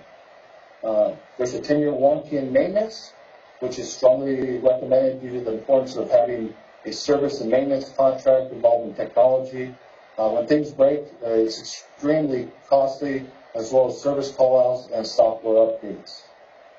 Competitive bid contract, understanding the importance of obtaining the best price or best value, and the fact that PSEC only authorizes Motorola consoles. We obtain a contract awarded to Los Angeles County for the best pricing for these consoles. Now, the breakdown cost associated with this project, which includes the following. So the 6 Motorola MC7500s, equipment and project management, is $819,378, which includes the engineering design and the bill for our communication center and PSEC project. The 10-year warranty total is $449,781. As mentioned earlier, and is strongly recommended for service maintenance, software updates, and over this 10-year period. So we have our 10% contingency, which is $81,937. I truly feel comfortable with the 10% contingency based on the on-site visits completed by Motorola engineers and discussions with PSEC. So we did 2 on-site visits. We don't see anything, any issues that we're going to run into. So we have that 10% contingency. So the total cost is $1,351,096.80, which includes all of the above. Now, the 2 charts represent the cost breakdown for items 16A and 16B. So 16A is a PSEC subscription cost and initial program setup. For police department, initial program setup is $14,957. For the fire department, initial program setup is $8,822. And that's just a one-time cost. Police department subscription cost for 2021 is the $95,440. And then that's during that onboarding incentive. And I gave you the total as the worst case scenario. The fire department subscription cost for 21-22 is $23,298.60. That will not change over the years. 16B is the purchase of the Motorola MCC 7500E series consoles and warranty. So the equipment and project management is $819,378. The 10-year warranty is $449,781, and the 10% contingency is the $81,937.80. So the recommendation action for 16A is that the City Council adopt a resolution to enter an agreement with Riverside County Public Safety Enterprise Communication System to provide primary public safety radio communication services for the Hemet Police Department, and an agreement to provide emergency radio communication services to the Hemet Fire Department. 16B, awarding contract to purchase 6 Motorola MCC 7500E dispatch consoles, supporting equipment, and warranty to Motorola Solutions in an amount not to exceed $1,351,096.80, and authorizing the city manager to execute the agreement and purchase orders in support of both 16A and 16B. So after that quick, short presentation, I hope I answered most questions, but I'm sure you have many questions to answer. And if there are any technical questions, I do have, as I mentioned, PSEC and also Motorola representatives online. Great, thank you. All right, we'll bring it back to council. And do we have any questions or comments for the chief? I think I've seen this was coming out of Measure U, both phase 1 and 2. Chief, can you talk about Chief, can you talk about the funding sources for the project? Yeah, the funding source, which is outlined in the staff report on each one, regarding the consoles, we'll start with the PSEC. As I have it listed down here, it's initial setup cost, setup cost for police and fire would be from Measure U, subscription fees that we appropriated, and that total will be $117,739. For the Motorola consoles, again, that's listed in the staff report, and the breakdown is listed on the bottom. Obviously, those are separate within Measure U, and those will be split $819,401 from Measure U Police and $241,000 from Measure U Fire. Great, thank you. Did he created this presentation? Did he what? He created it? Yes, he did. So he covered the fire department too? Yes. Chief, can you talk about, there are a little bit of some unique circumstances with police and the fire when it comes to the radios and the communications. Can you elaborate a little bit on those differences and how fire and police will operate on this new system? Yeah, the system, the fire department will operate on the VHF system. You just got muted.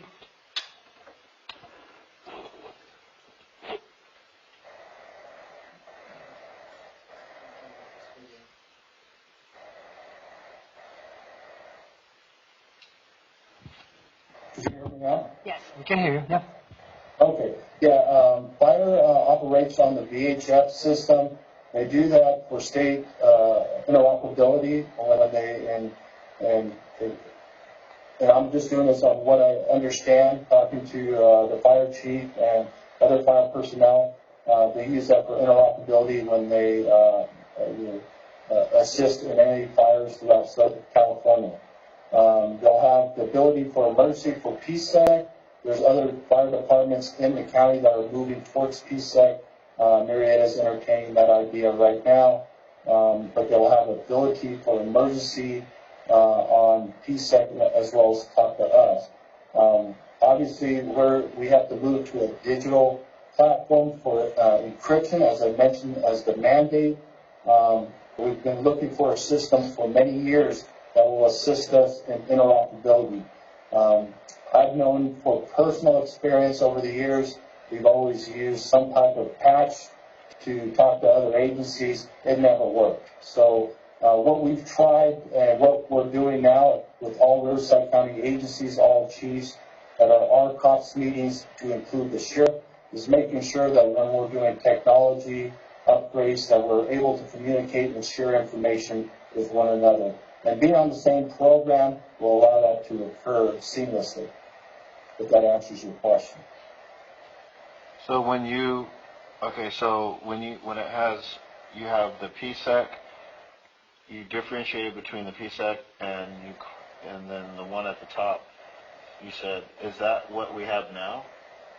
We currently have just VHF, and we're moving over to a 700 megahertz system. And if we stayed with it, we would not save the 1.5 million. Is that what you're charting at? No, the chart, let me go back to the chart, and I don't know why I lost my screen real quick. What the chart basically depicts is the 1.5 million is if we went to our own city-owned system. Which, take it out of full screen. Excuse me? You know when you make the PowerPoint, like show it and yeah. There you go. I don't know why it went blank, so.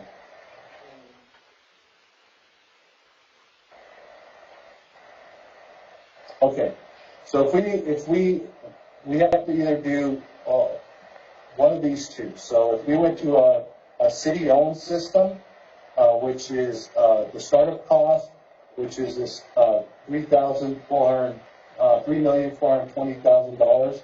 I'm differentiating the cost because this is a subscription here. For both of these, we had to upgrade our microwave system for both these. If we're moving over to a city-owned or a PSEC system. So what I depicted here is, as you're paying your maintenance and going across throughout the years for a 10-year system, this will be your total cost for a city-owned system, and this is the best case scenario. So $6,200,000, just to round that number up. With the PSEC subscription, these are the costs, and the cost is greatly reduced due to the fact that the County Board of Supervisors had an onboarding incentive for the first 5 years. Obviously, we missed year one, which was fiscal year 2021. So the cost is decreased, and our total, if the worst case scenario, see that number of 381,718, as more agencies come on board, that cost will be reduced. And just for a quick example, just for us coming on board, the cost per radio reduced about $10 or more, and that's where we get that cost of $167.42. So what I depicted here over the 10 years is at the end of your 10 years, this would be on year 10 on our city-owned system, would be best case scenario, and for the PSEC system would be worst case scenario. That's meaning if no reductions occurred due to onboarding of subscriptions with other agencies. Does that clarify what you're asking? Yes. And that's where we get that savings of $1.5 million in the red. Chief, the other thing that I wanted to add on here was this was all part of the analysis prior to getting it to the council tonight. So we hired a consultant that basically looked at, okay, if the city were to go to PSEC, what are the options that we have before us? Or to develop its own system. One, go to PSEC, or two, develop its own system. So after looking at all those different components, the analysis showed that it made more sense to jump on the PSEC because the startup costs and the continuing costs associated with maintenance, having our own staff available 24 hours a day, 7 days a week, in terms of the IT side, just became too burdensome for us. So that's really what that table is showing.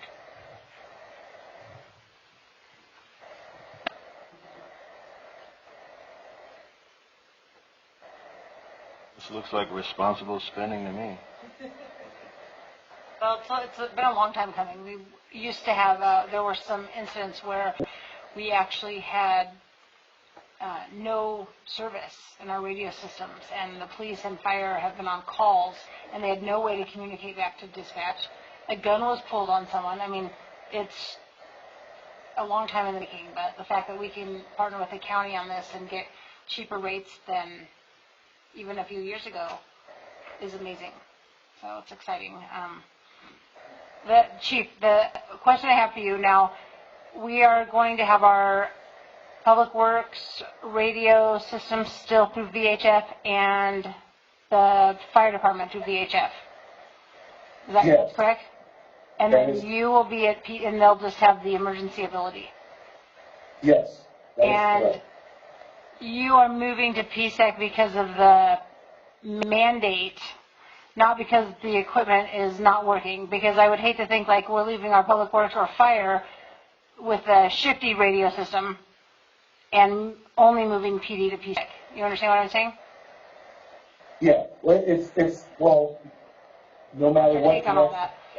no matter what direction we go, if it's a city-owned system built, we would have to be encrypt.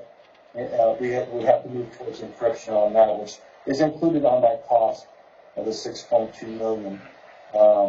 But it's the cost savings, and we don't want to be the island again where we can't communicate.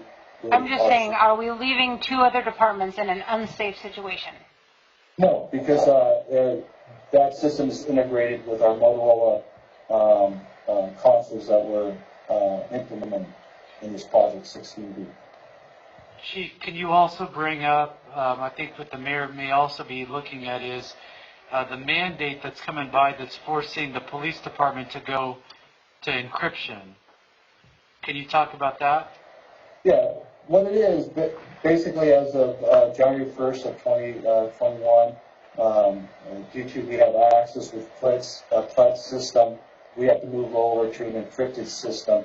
Now, by that date, you either have to have a plan of moving over to an encrypted system beyond an encryption system, which we have a plan in place. We were ahead of the game, not knowing that this mandate was actually coming down.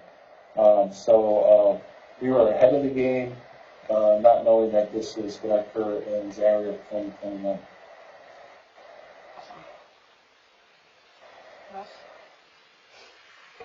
Yeah, thank you, Chief. I know this has been a long time coming, and it's such a complex project in so many different ways. And having had the opportunity to serve as a project manager for a citywide radio communication upgrade in my previous life, and this technology is light years beyond what we were dealing with then. But the key things for me is the interoperability with other agencies. You know, the criminal element doesn't respect any jurisdictional boundaries. Law enforcement and fire service have boundaries, and yes, we cross over them periodically, and that's why it's critically important that we be able to communicate with those other agencies, because we know that incidents evolve and they're dynamic, and they don't stay just in your jurisdiction. So that's really a critical aspect. For me, also, the availability of 24/7 tech support is huge. I don't mean to cast any aspersions on our IT staff, but they're spread thin now. And having the ability to have PSEC tech support available to deal with that specialized equipment is really important as well. The fact that we have the ability to actually enhance our communication capabilities internally with our jurisdiction, so that if we go to this PSEC, certainly that provides good communication for the law enforcement. But in the process, what's going to happen is with the fire department being able to come over to what's currently the primary PD frequency, that gives them another tactical frequency locally, and it also enables them to talk directly. So field resources from police and fire can talk to each other in public work. So I'm envisioning a major incident, and we've got all of our staff out there. We've got police, fire, public works. They'll all be able to communicate with each other. So I think this is just a huge complex undertaking, but I'm really happy to see us getting to this point, because I think it's incredibly important. And it's a far cry from tin cans and strings. Now, tin cans and strings was actually before my time, so. But I know firsthand the beauty of eliminating dead spots, that's a serious concern. Because if you get somebody in a life-threatening situation and they happen to be in a dead spot and then they can't communicate, and having a repeated system that expands countywide, that's really good for the safety of our personnel. I can recall being in a pursuit where I was completely out of radio communication with our dispatch center, and I was involved with LA County Sheriffs and CHP, and none of the three of us could talk to each other. So this ability to have interoperability is just really huge from my perspective. So thank you for your presentation, Chief. I think it's a long time coming, as I said. Being a veteran, I know the importance of communication. And I thought you were able to communicate back and forth through the fire department and the police. And I guess I was wrong, but I really think this is a good idea. And PSEP, I think that's what it's called, PSEP, is probably a good option to go with the 24/7 support. So I'm for it. I believe it's a long time waiting, especially since we didn't have communication before with each Yeah, I'm really excited about, just from past experience, we had incidents that occurred in our city, and we would patch over to Riverside County, and eventually they would just get off our channel because the patch would never work correctly, and this has been for years. And we've had, in the recent past, that our system went down numerous times. So this is going to provide 99.9% redundancy and reliability with a new microwave system. And to include, it has a T1 line that runs, which we already have installed in our system. We had one, and that will run all the way to Blythe. That allows that secondary redundancy if anything was to occur where we would go down with our microwave system. So there's a lot of things in place to keep us at 99% redundancy and reliability. So I'm excited for that, and I think it's going to work out well for years to come. So we try to look at what was the best value and best product out there for us to move forward. You have a go live date? Yes, I'm expecting our completion of our microwave system is on track, so that'll be April, and Motorola's already designed, and they have those consoles. They just have to do a walkthrough to make sure that the correct design is ready to go, and we'll be live by July 1st. Excellent. That's good news. All right, anyone else? All right, before us we have items 16A and 16B that both need approval. So does anyone want to entertain a separate or dual motion? I'm willing to move approval of staff recommendation on 16A and 16B. I'll second it. All right, we have a first and a second for 16A and 16B. Councilmember Brown? Yes. Councilmember Lilienthal? Yes. Mayor Pro Tem Nails? Yes. Mayor Meyer? Yes. That motion carries 4-0 on item 16A, 16B, Madam Mayor. Thank you. Great. Mayor, can I Thank add you. something, please? Yes. I really want to thank the council for taking the leadership in identifying this and prioritizing this, so thank you, council. And I also want to thank Chief Poos and his team. They've done an outstanding job in bringing this to this point, and it hasn't gone unnoticed. I also want to thank fire department staff, PCs have been involved there. But Chief Poos, good job with this, and kudos to the team. Yeah, if I could say thank you to the council members, and really was every department in the city that assisted. That group really worked hard from the get-go, and I think CPTG, that the consulting group, really helped out. I mean, we're not by no means do we understand this radio technological world, but I learned a lot myself. But I wish you had some technical questions so we could have Motorola or PSEP come online to actually explain that. But this is the best I could do. So thank you, and I appreciate it. Looking forward to it. Thank you. Okay, item 16C, coronavirus update. Thank you, Mayor. As you'll recall, we're coming up on a year that the city has requested or gotten these updates. Nothing major to report. We've provided information to staff about the vaccine tiers. We've got an inventory of all the personnel that are interested in getting the vaccine. For those that have been interested, we have provided them a letter from the city from our office that does discuss their role in providing services to the community. I want to thank the city attorney, Stephen, for assisting us with that. That's really the big item that we have. Staff members, some have been able to get vaccinated outside of public safety, police, and fire, and so we're just working through that. That's the most notable update. We are providing updates on the website as they come up too, Mayor. So that concludes my presentation. Thank you. That is a receive and file, so no action is needed on that. Next we have item 16D.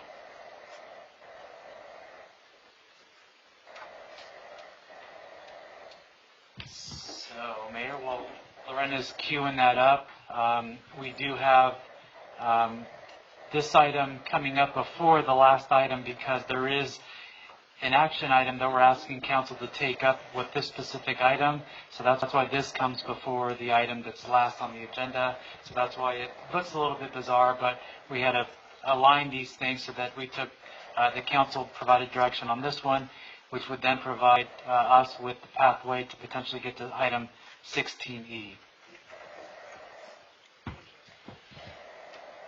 Good evening, Mayor and Council. Tonight I'm here to present to you the second quarter financial update. This is for activity through December 31st of 2020, as well as the mid-year review.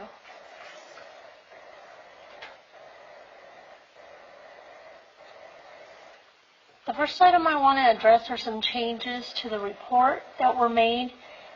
This was in response to requests from Council for more transparency, more clarity on how our budget numbers change from what is originally adopted to what is currently in the budget. So before, all we used to have were what is called the amended budget numbers. Now what we've done is we've changed the report to show you the original council approved budget, then a column that shows purchase order carryovers from prior years for items already under contract, and that complete list of all purchase orders that were carried over is attached to the staff report for your review. We also added a column for for continuing appropriations, which are projects that were previously approved by council but not yet completed. So they could be a project that was approved in fiscal year 1920 and staff just didn't either have time to do it, or there's delays, or it was started but not completed, and so there's leftover funding. And so what happens is normally it's carried forward at the discretion of the city manager, and we'll talk about that in just a minute. But that's what that is, the continuing appropriations.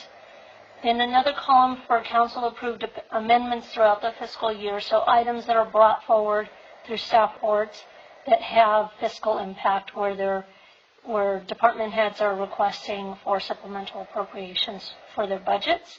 And then finally, the total amended budget, which is what we used to only see before. So on the continuing appropriations, just so you know where we felt that we had the authority to handle it the way that we did, under the annual budget resolution, section 3 states that at the close of the fiscal year, unexpended appropriations in the operating budget will be encumbered as necessary to underwrite the expense of outstanding purchase commitments. Unexpended appropriations for authorized but uncompleted projects, as approved by the City Council, may be carried forward to the next succeeding budget upon approval of the City Manager. So what we do is we decrease the budget in 1920, for example, and then increase it by the same amount in 2021 to move that project forward. But in an effort to increase transparency, staff is working on an updated policy that would require continuing appropriations to be brought forward to council for final approval prior to carrying over previously approved projects. All right, I'm going to add something, a commentary item on this one. With Stephen coming on board, we are changing the way that contracts are written so that these projects don't extend on into multiple fiscal years, so that we don't have this issue. Part of the issue was having these contracts that extend. If we were to create a contract now, the old way of doing things may have extended that contract into multiple fiscal years. So we've changed our contract language to state that the contract only continues on if council appropriates the funding in that subsequent fiscal year. So we already made some changes to help streamline that and clear up the waters a little bit and create a little bit more consistency for the city. So thank you, Stephen.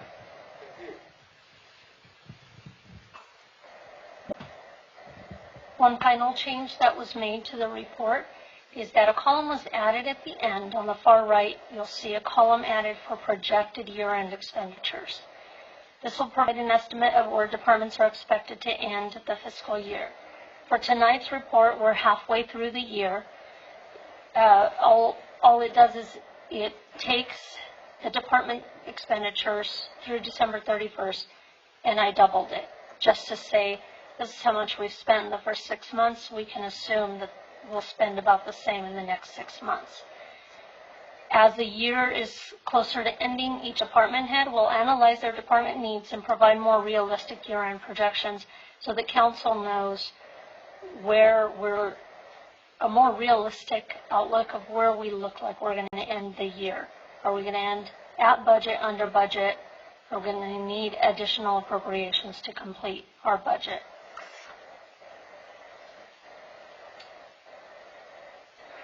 And now for the actual numbers of the second quarter report. For the general fund, non-Measure U revenues are slightly higher than expected for this time of the year. They're at 37% compared to last year's 30%. Now you also need to keep in mind that last year we were looking at 30% of a higher number because in December the pandemic still had not started and we were looking at a completely different outlook on revenues. So 37% is of a smaller number, but the revenues are on pace with last year's numbers. And last year, if you recall, came back stronger than we expected after the pandemic started. Non-Measure U expenditures are on track for the year at 47%. Normally we should expect about 50% halfway through the year. We're just a little under, but not a significant amount.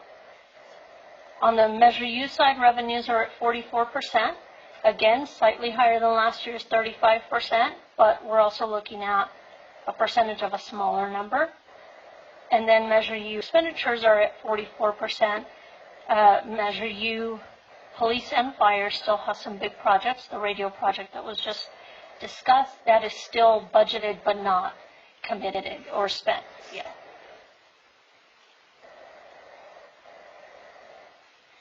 Drilling down a little bit more on more of the specifics of revenues, property taxes.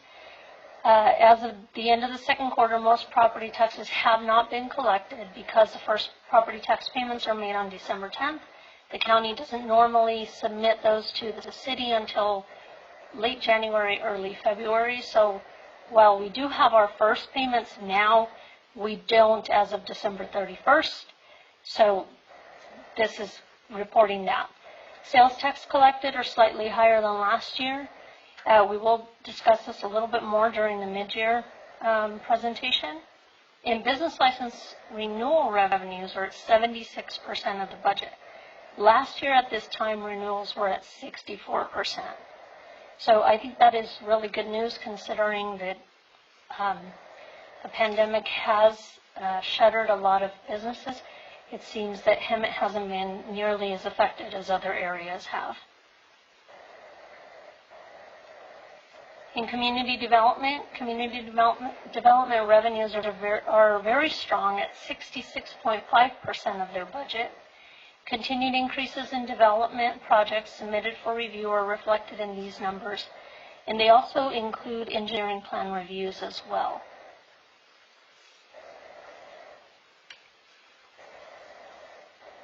On the expenditure side, through the end of the second quarter, most departments are under budget in salaries. There are still several vacancies in general fund departments that will continue to generate savings until those positions are filled. Overall, general fund expenditures are at 47%, which is in line with last fiscal year's expenditures.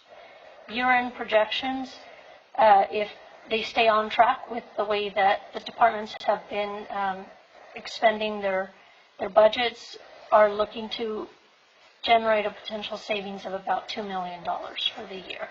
Now, on that note, there is a council item that the council can provide direction on that would erode that and minimize what that savings might be.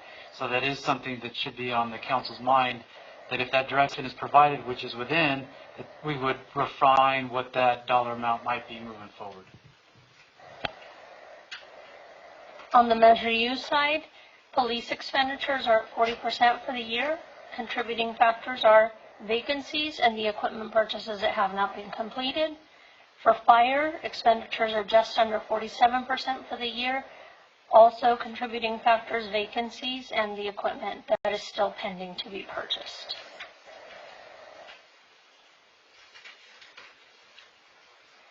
For non-general fund departments, revenues are outpacing expenditures in most funds.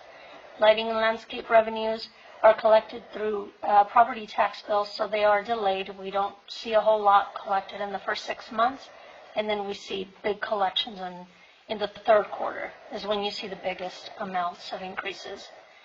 The water fund has spent about 25% of its budget. Vacancies and projects that are not yet completed are contributing to these factors. Water revenues are just over 46%. What are vacancies? Positions that are authorized but not filled. So anytime, like if we have someone that resigns, we're not spending that salary budget, and so it generates a savings for us.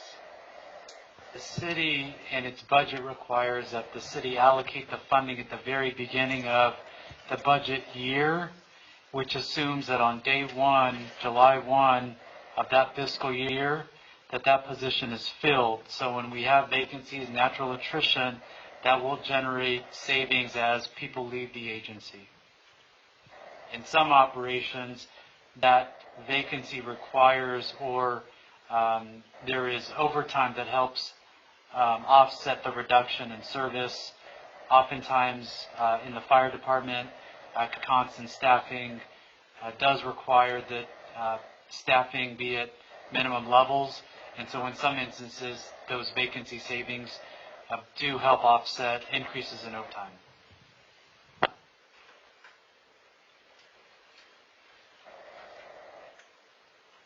Now we're going to move on to the fiscal year 2021 mid-year review.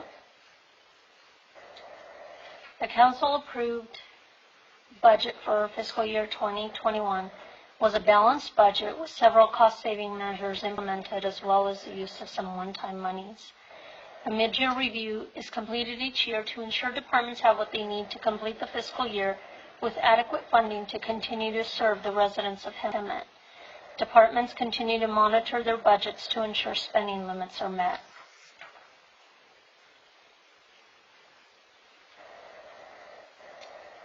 So in reviewing each department's budgets, what we found was that the city manager's office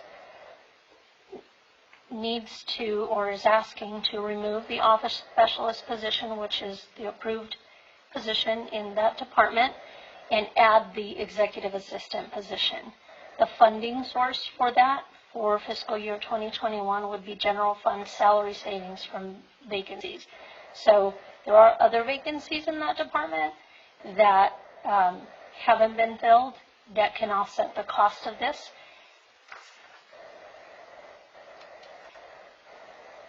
For the city clerk's office, It is recommended to add the deputy city clerk position to the approved budgeted positions. This position was removed on July 1st of 2020. It is also recommended to increase the city clerk's salary to a more marketable rate. And the funding source for this would be general fund increased revenue projections, and we'll talk about those in just a little bit. In community development, the building division has experienced an increase in plan submissions and needs additional funding for contract plan check. For the planning division is required to complete 3 updates to the housing element of the general plan. And this is the item that will be coming forward after our mid-year review. If approved, a grant would offset 100% of the costs related to this update. But for now, we need to establish the budget so that they can do the work and get those required updates to the housing element of the general plan. And then if the grant is approved, it would come back to council and a revenue appropriation would be added to the budget to offset that cost.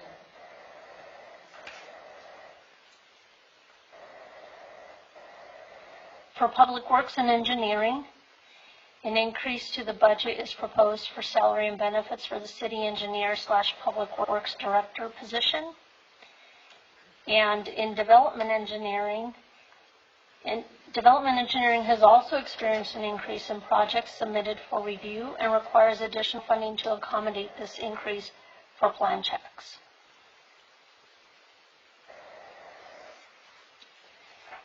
For public safety, police has a need to purchase 5 motorcycles for their department for police officer use.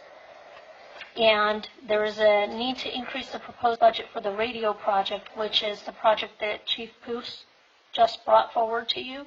The funding would be included in this mid-year if approved. This increase will affect both police and fire Measure U budgets, as Chief Poos stated.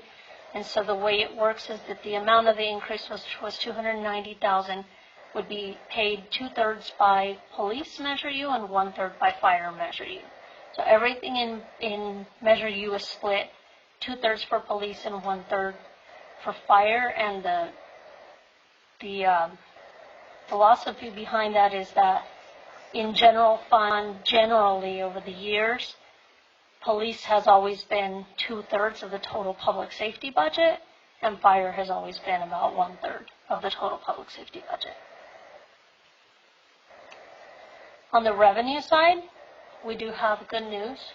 Revenues are projected to end higher with respect to sales tax and Measure U transactions tax. As I stated earlier, revenues coming in through December 31st have been slightly higher than they were in 1920. We're not out of the woods yet. We don't know how things will continue to progress. They're looking very positive for the city, but we are projecting higher for year end. In community development, they continue to see an increase in development, and with that comes plan checks, inspections, permits, and so community development is proposing to increase their revenues as well. Some revenues are projected to decrease due to continued closures of city facilities. One of the main ones that you'll see in the list is revenues for the library. So library has fines for, late books turned in. They sell a lot of copies, a ton of copies in the library. They haven't done that. They have rental space as well that they have not been able to rent out during this year. Overall, the proposed increase to general fund revenues is $1.8 million, with an additional increase of almost $700,000 in Measure U.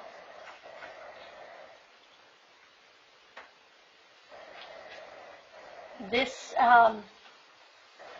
spreadsheet was provided with the staff report and attached to the resolution. This gives you the breakdown and the specific amount of what each of these requests would impact, how they would impact the general fund.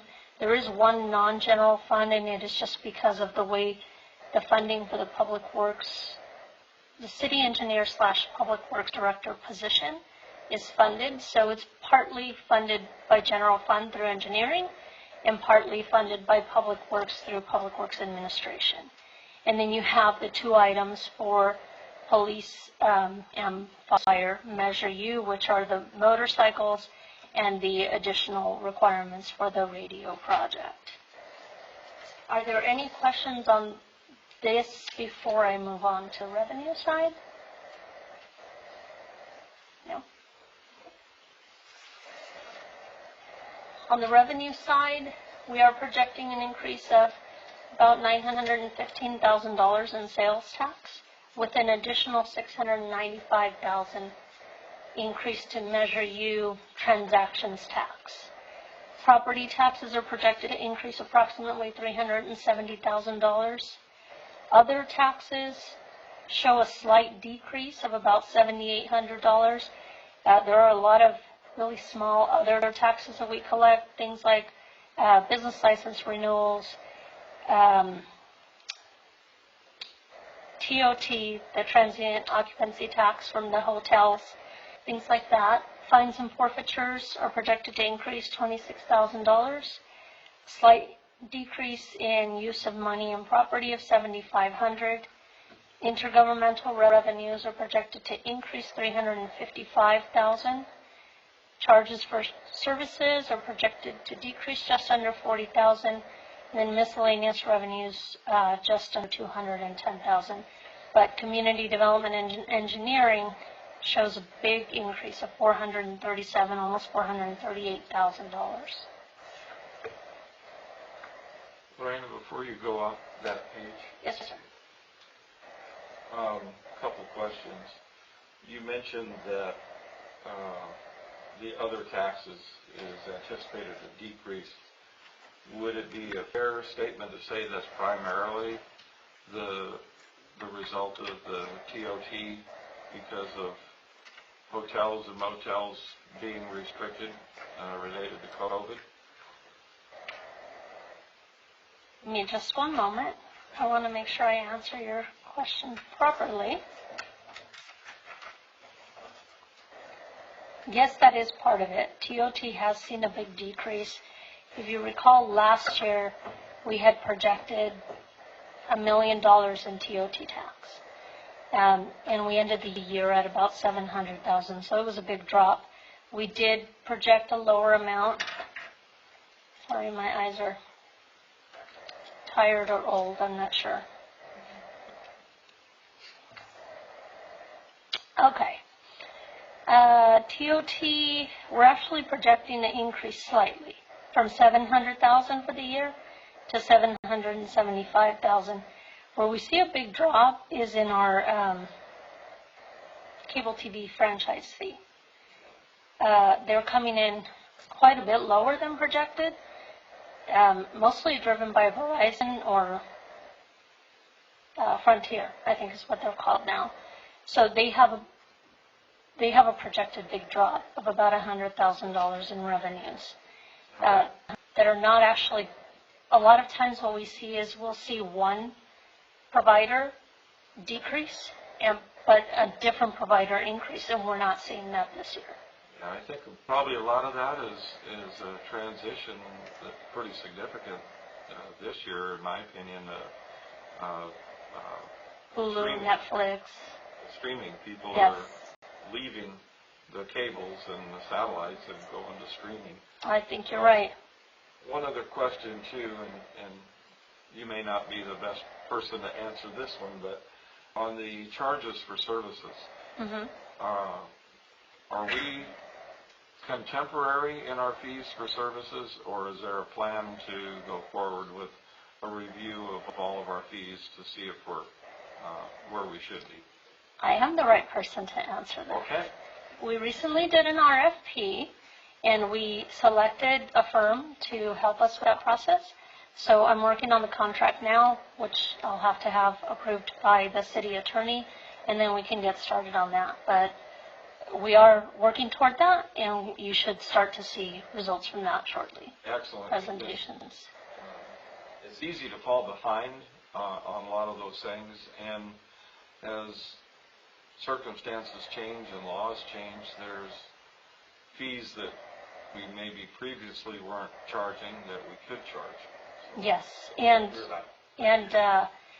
I know that the last update that we had was conducted in 2015. So it's been 5 years, almost 6 years since the last study was done. We did select a different firm this time. It just worked out that way, and they seem to have a lot of ideas of other ways to collect revenues that the city is really entitled to.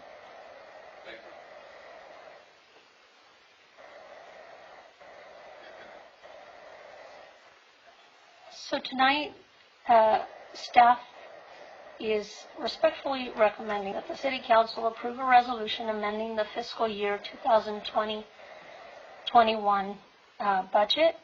If approved as presented, the general fund balance would increase $1,384,248. So that's the $1.8 million that I had previously told you about, minus the expenditure increases that we are proposing.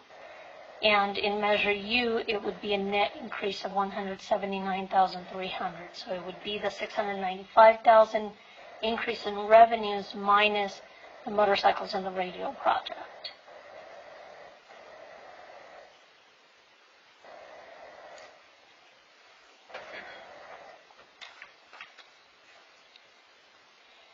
Other policy considerations for the council. Council approved the use of Measure U reserves to fund general fund public safety obligations in lieu of public safety reductions in the general fund. Council may want to consider reimbursing the Measure U, but this action would result in an increase in general fund expenses and a higher fund balance in Measure U. What's the amount on that? It's the $2 million? Some off? It's $2.4 million total. Mm-hmm. So there's Some detail there. The 2.4 that's talked about that's really reprogramming and reprioritizing Measure U expenditures. So in lieu of carrying vacancies in the Measure U operation, the council chose to fund filled positions versus carrying vacant positions. So there is I believe about $500,000 of fund balance that was actually used. So that would be the amount that we would propose to bring back and fund, reimburse Measure U, but we would bring back an agenda item that clearly articulates that and what that dollar amount would be. But if I recall correctly, it's roughly about $500,000 of fund balance that was used. So not 2.4. Correct. The 2.4 really is a reprogramming of Measure U positions in lieu of carrying vacant positions. Those were used for public safety, is what you're saying? That's correct. They were all police and fire. $500,000 was not. No, $500,000 of those expenditures was used for general fund public safety. So instead of making reductions in public safety on the general fund side, Measure U contributed $500,000 to keep those positions funded in the general fund. The other $2 million that came from Measure U was used for? That was reprioritizing positions. So instead of carrying, let's say, for instance, 10 vacant positions in the police department, they chose to fund positions that were already filled instead of carrying those vacant positions. So is this an example of if we did not segregate our Measure U expenses, this wouldn't be an issue? That's correct. All right, sorry. Who wants to go first? Anybody have questions, comments? That's yours. Malcolm? Can you go back to that grant? Yes.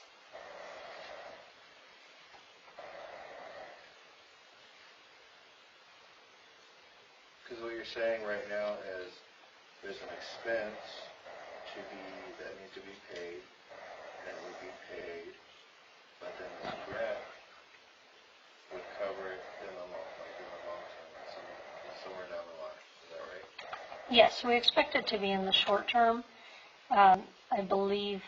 Is that like 100%? Like you know it's going to happen? No, it's not.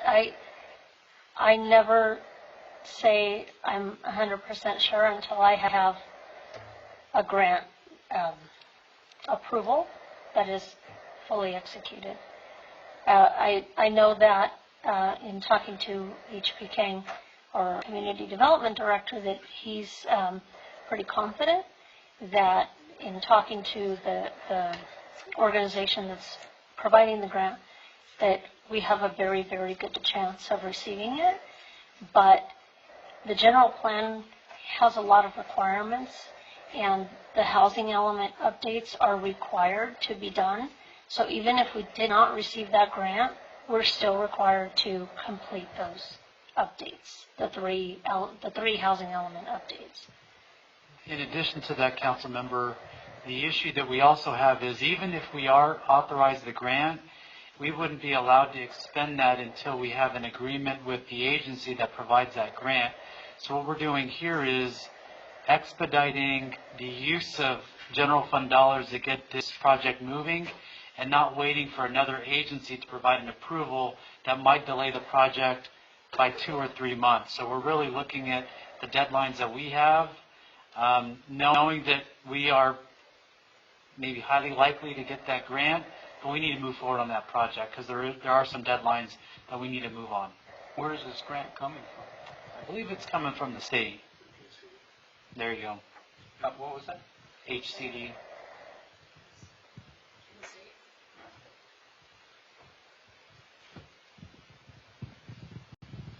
Okay, so as far as, do you have more questions on that? Okay. As far as the mid-year review, does anyone else have any more questions or comments? Oh, I definitely want to say, as far as the staffing, the council at least, as far as the staffing and the city manager's office, I think our train is picking up speed, and I think we need some help in there. So we can't really expect all these items to get done if we don't have staff to do them right. So I'm excited to see this on here. Give it some more gas. Give it some gas. Okay. Do we have a motion to approve this? A motion to approve. Second? All right, we have a motion and a second. Councilmember Brown? Yes. Councilmember Lilienthal? Yes. Member Kim Nails? Yes. Mayor Myers? Yes. That motion carries 4-0, Mayor. Thank you. Lorena, thank you for taking the lead in doing that. I know we already voted on it, but this is going to help streamline it, right? Streamline. All those personnel. Okay. Keep that train All going. that stream. Okay.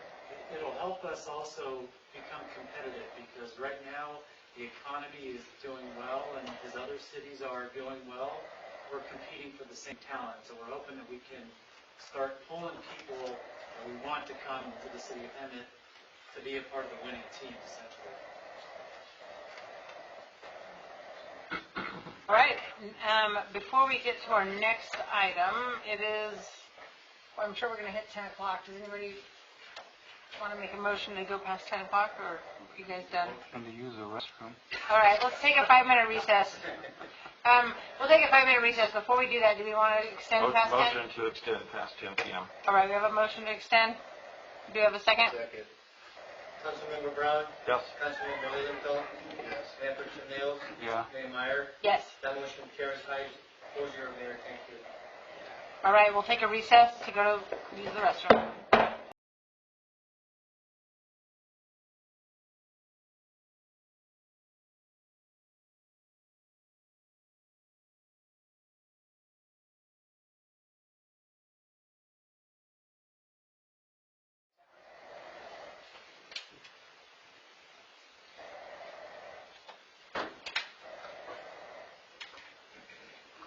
Okay, we'll call this meeting back to order after that quick recess. Next we have item 16E. HP, you're at it again. Yes, good evening, Madam Mayor and members of the Council. So as the Finance Director has identified this project in her report, this is a 6-cycle housing element update that we need to do every 8 years. So to kind of talk about the grant itself, this is a grant that Council authorized back in November of 2020, and this is a LEAP grant, Local Early Action Planning Grant Program from HCD, and it's in the amount of $250,000. What this grant does is it's a non-competitive grant, which means as long as the city applies for it, and we have all of the paperwork in order, it will be granted to the city. And as Finance Director has mentioned, it is not absolutely certain at this point, but the last email that I received, which was yesterday, that identified we have all of the paperwork in and all of the supporting documents collected for them to review. So we're just waiting for the approval process for that. So again, this is a 6-cycle housing element update, and this has to be done by October 15, 2021, this year. So we went out and sent a RFP. We sent it out to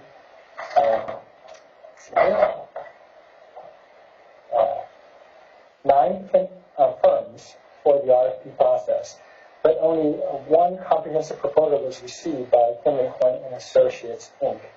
The other consulting firms have identified that they were overextended because all of the city has to do this component at the same time.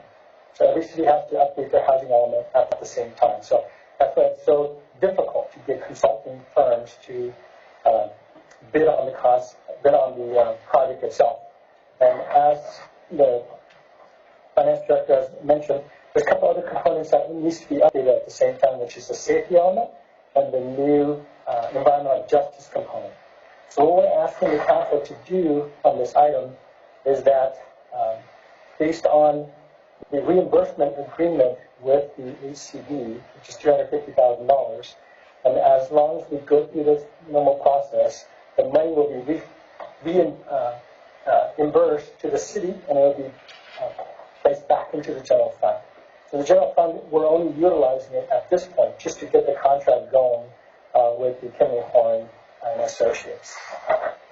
So what we're asking to do is the council adopt a resolution approving an agreement with Kinley Horn and Associates and authorize the city manager to utilize the general fund with equal amount reimbursement from the local early action planning LEAP grant funding program up to $250,000 for the 6-cycle housing element update, with an addendum to the city safety element and additional social justice element. Now with that, the Kinley Horn has asked for a minor language change. This was reviewed by the city attorney's office and didn't have any objections to that. So these are minor, and I could show that up to the screen, just a small verbiage change on 2 of the sections of the agreement. And staff is available to answer any questions you may have. Will you show us that verbiage change? Sure. In HP, if you don't mind, I'll sort of walk the council through those changes. There were changes to the indemnification and insurance sections of the contract. So obviously our contracts are very favorable to the city. There was a minor request for a change to the indemnification to limit their indemnification to only acts or claims that result out of something that they have done. And then the other one was to remove the requirement for contractual liability insurance. It wasn't commercially available to them for the consulting services that they're offering. The city attorney's office, just as a general note, my philosophy is I don't approve changes to insurance requirements, but if I have a concern, I'll let staff know. In this case, I have no concern with those changes.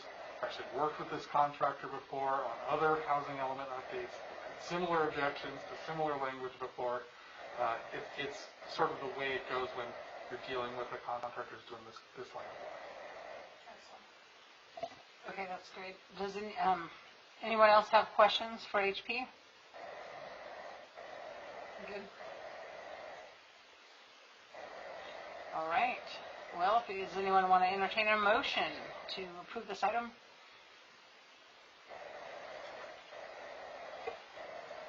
Motion to approve. Okay, we have a Second. first and a second. Thank you, Mayor. Councilmember Brown, Yes? Councilmember Leventhal, Yes.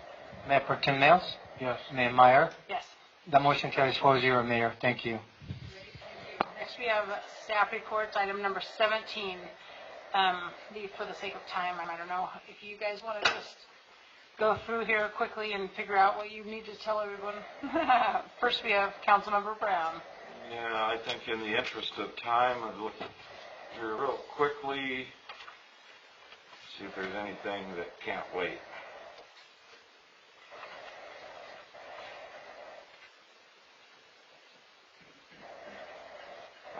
The RCHCA board meeting, they held an election of new board members, so Lisa Sobek is the new chair, and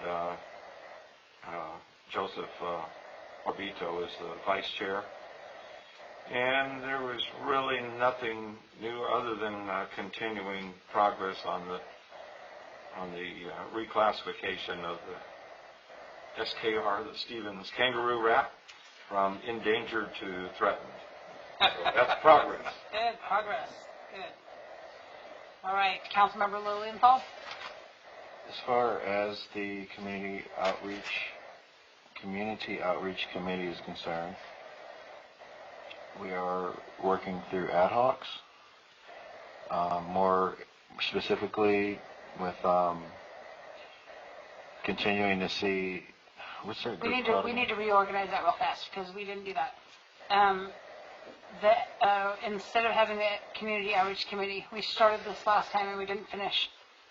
We're going to have our cleaning and graffiti ad hoc. So we're going to slice up the community outreach team into groups. And I think that's going to be Malcolm and Joe. You guys are already working on that? Graffiti is We're getting... just, we started this last time and we didn't finish, but Community Outreach Committee, we're going to get rid of that committee and we're just going to slice it up into ad hocs of the different categories that are already meeting under there, so we don't have this, all of these. So let me see here, ad hocs. We have our homeless outreach team. And I think that's going to be Malcolm and I. I know Linda does homeless stuff too, so when she comes, she's just going to give her updates here. We have, there was another one. Our businesses. Joe, you started the business. Joe, and I don't know if you want to be on that, Russ, or if somebody else wants to. It's up to you. It's up to you. You want to do it with him? You are going to do it, Malcolm? You don't like me, do you? What was the first one, graffiti and what? Cleanups and graffiti.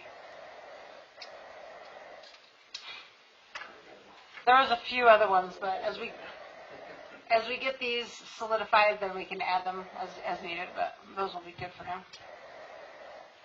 Mayor, if I may, point of order, please. Yes. Just so we have a clear record and update the list of assignments. For cleanup and graffiti will be Mr. Lilienthal and Mr. Mills. No, these are ad hoc committees. Correction, yes, of course, yeah, ad hoc committees. For homeless outreach would be Mr. Lilienthal and Mayor, you. Mm-hmm. And for business, I'll capture the title later, would be the business outreach. That would be Mr. Nails and Mr. Lilienthal, is that correct? Yes. I feel like we're missing a few other items under there, but we'll bring them up as we Thank you, Mayor. board. Okay. There you go. Do you have more? What's that group called that keeps going out on Saturdays? All Good Things Ministries. So All Good Things on this Saturday reported that they got 2 people off the street. Okay, and last week was 1. Yeah. Perfect. So they've been kind of consistently. So I'm going to see if I can get CR&R to donate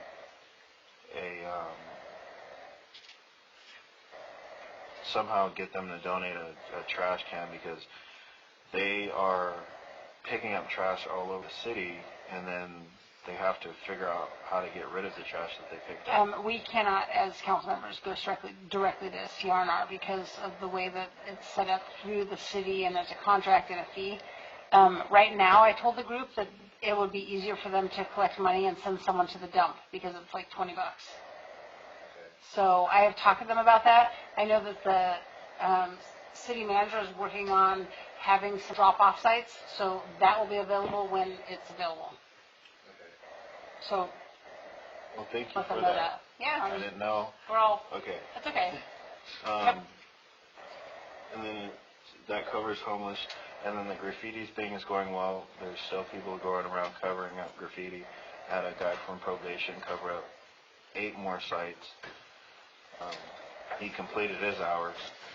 And I have another guy who needs to complete more hours too. So there's still graffiti being covered up all over the city, and that looks.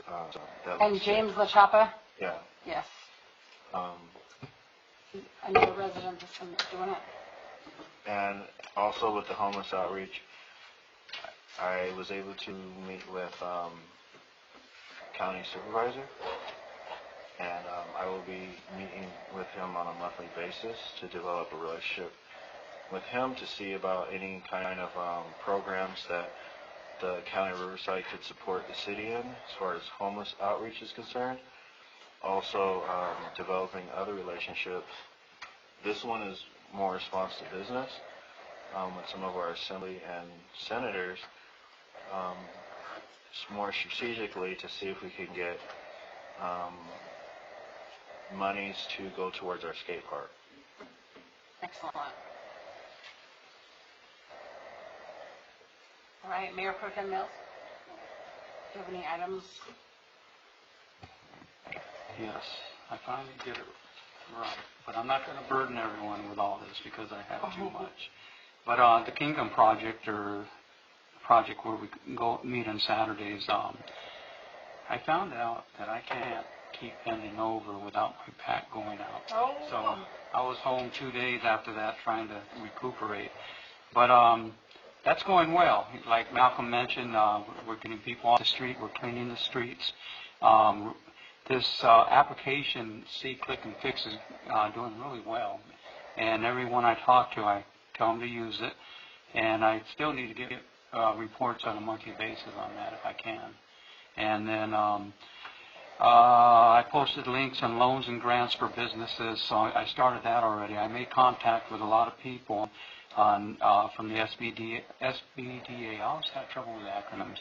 And they get their loans from the SBA, and they help people get their loans or grants, whatever they're going to try to get. So I'll be working with businesses on that. My contact for that. We had a Zoom conference. That's with a skate park. That's going well. We had 2 of them so far, so hopefully we'll get something going soon with that. And I also had another group that contacted me on a soccer field, and indoor soccer, outdoor soccer, and veterans wheelchair soccer. And they're right now meeting. Jerry Chase is a part of that also. And we're working on funds and working on getting property. We already found 1 location, but we realize it's not big enough for the veterans. So we're still looking. And so with all these groups working together for kids, the skate park, this for soccer, and then the baseball thing with Roy. With Roy. I think it's going to be a great city in a year or 2 for kids to be able to do things and stay busy and keep them off the street. So I'm happy about that. Planning Commission adopted a resolution SDR 20-012 to approve the model home complex 20-004 on the corner of Mustang and Warren Road of single and 2-story homes.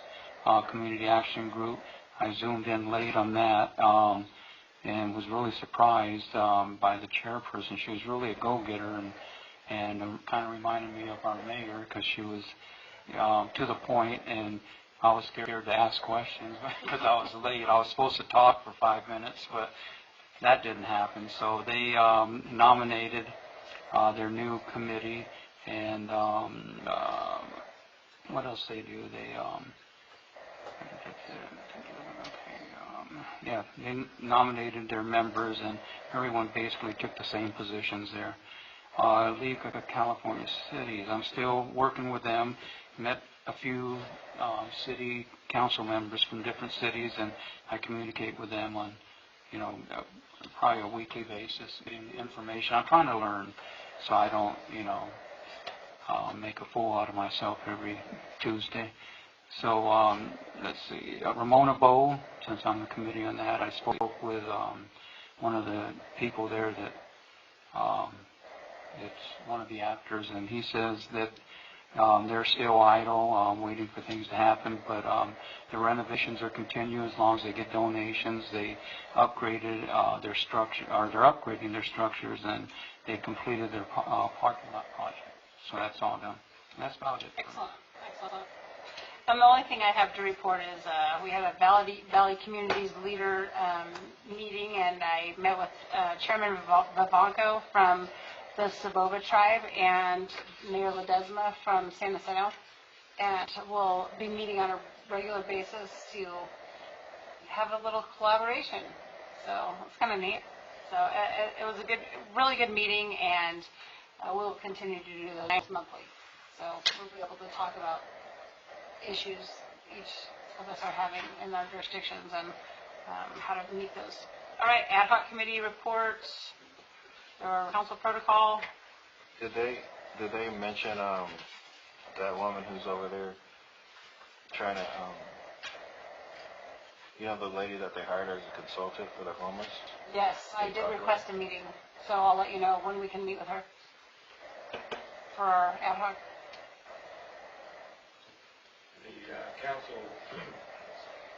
Council protocols, Linda and I have not yet scheduled a meeting to go over.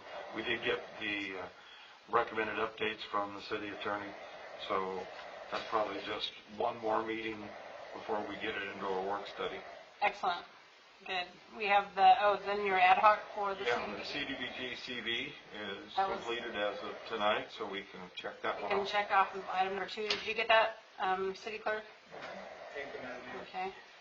And then our banking RFP ad hoc. Did you guys get to have a meeting yet, or on that lately? Okay, we're waiting on that. And then our vision and mission statement ad hoc committee. This is our council priority sessions. We have our meeting on Friday. So there we go. Next, we have 18 future agenda items. I'm going to make a motion that we put the city manager review on our future agenda item list, in all fairness to him, because we owe him one from January. So, anybody want to second that? Councilmember Brown? Yes. Councilmember Linenthal? Yes. Yes. Mayor Meyer? Yes. That will go on as an item on the future agenda. Thank you. Okay, and then we'll, as we get that, we will have the city attorney kind of run lead and give information to everyone so that we can bring it back to a closed session item. Anybody else have another future agenda item? Okay, seeing that we have none, yes, sir? I believe you can strike number 2.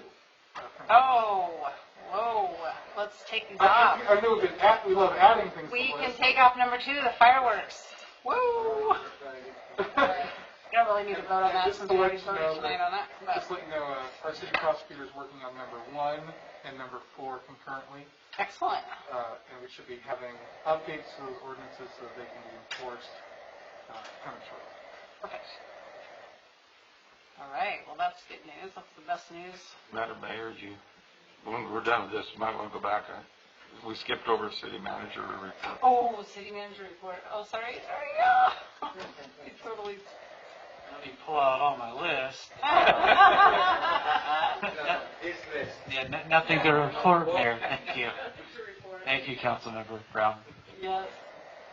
Oh, boy. All right, seeing that we have finished all of our regular business, we are going to adjourn back into closed session to discuss item 4C. And we have Councilmember Mills is recusing himself. All right, thank you.